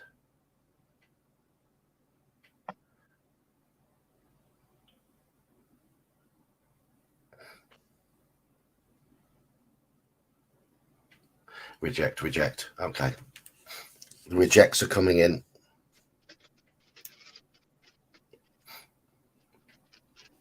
Okay. We refuse. 134. No, you swing at the creature one last time. This time your strike does not connect. Whipping tentacles snap out and catch both of your wrists. You struggle against them. A third tentacle rises into the air in front of you. Its tip is sharp. Behind it looms the monster's true form, an amalgamation of indescribable whipping coils of ropey, bark-encrusted flesh. You scream out at the monster. It's one last, final yell of defiance.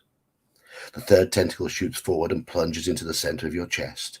The air is driven from your lungs, blood pours from the wound, and your vision goes grey. You struggle trying to free your hands once more, but there's no strength left in your arms.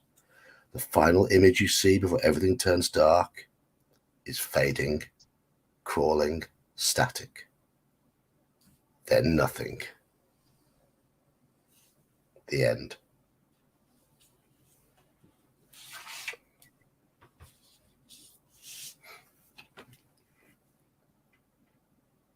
We were doing so well. We were doing so well. Yes. I swear we had the knife. I think it's the axe. It's something that allows you to trigger grabbing the axe in the cabin if you want to win that fight. Because see that picture on there? I think we'd have been all right if we had if we even managed to dodge the bashing of the door. Because don't forget, the final ending always leads to here, even if we answer or don't answer the door. Yep. If we could have avoided that fight with the guy coming, yeah. But Maybe having we said lost that, the knife when it got punched out. When we got I face think that's what they're punched. saying. But I know when I played it through as Charlie, I got the option to use the axe, but I didn't try to barricade the door. Yeah. I just Not we're giving it away, but I'm guessing you read through it and actually got the good ending one way or another. I haven't. Oh, haven't you? No. But I think it's going to be associated with a knife. But then, but it can't be the axe if there's a thing connected to the temporal dagger. Why You can would have the axe and the dagger. Because you find Yeah. the axe. You find the axe by the cabin early on. Yeah, we did that. Yeah. But somehow we got to ignore we got to ignore having him come back and beat the Yeah. door down, which means we Either that, basically or we've end up got to with somehow we- equip ourselves with both the knife and the axe, and We then use were. the axe on the guy if we have to. Mm, the last time we didn't really get hurt, did we? We just ran away from the horse. we missed the prompt somewhere because we ticked lumberjack, and having lumberjack ticked means that you remember you've put an axe in the cabin to defend yourself with. Now we Yeah. never had the option in the book in that playthrough of have you got lumberjack ticked. So something we did diverted off that course. Did we Yeah, find but we an also- axe in that playthrough? Yes, we did. Yeah, Then how did we not have no lumberjack ticked? we did have lumberjack ticked. We just never had the prompt to say is Oh, lumberjack right, okay. ticked, Yeah, which is the prompt to say use the axe. So there was something in that encounter with the man at the house that caused us to forget about the axe. yeah. And That I that think that- man at the house was triggered I because think- we answered the door. Yeah. No, I think it might have been when we had an option to let him talk a bit more. or the option to go and stand out on the porch, or just lock the door, maybe Yeah, because he suddenly Hmm. attacked, didn't he? Quickly. yeah. After we looked at the porch, yeah, Yes. Yeah, well, we yes. failed the listen check as well. We did fail the listen check there as well. Maybe that's it. yeah. We Maybe heard we should something. have gone Maybe we'd have gone quickly. straight to bed instead of looking at the porch. Maybe. Yeah. Interesting. It's something about that little bit there that lost Yeah. us. Indeed. Indeed. You're doing so Um, well. I have noticed one thing. I have noticed that there were about 30 different endings. So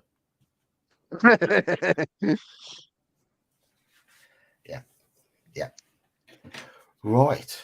Anyhow, it's an hour and 15 minutes later than usual for me to finish.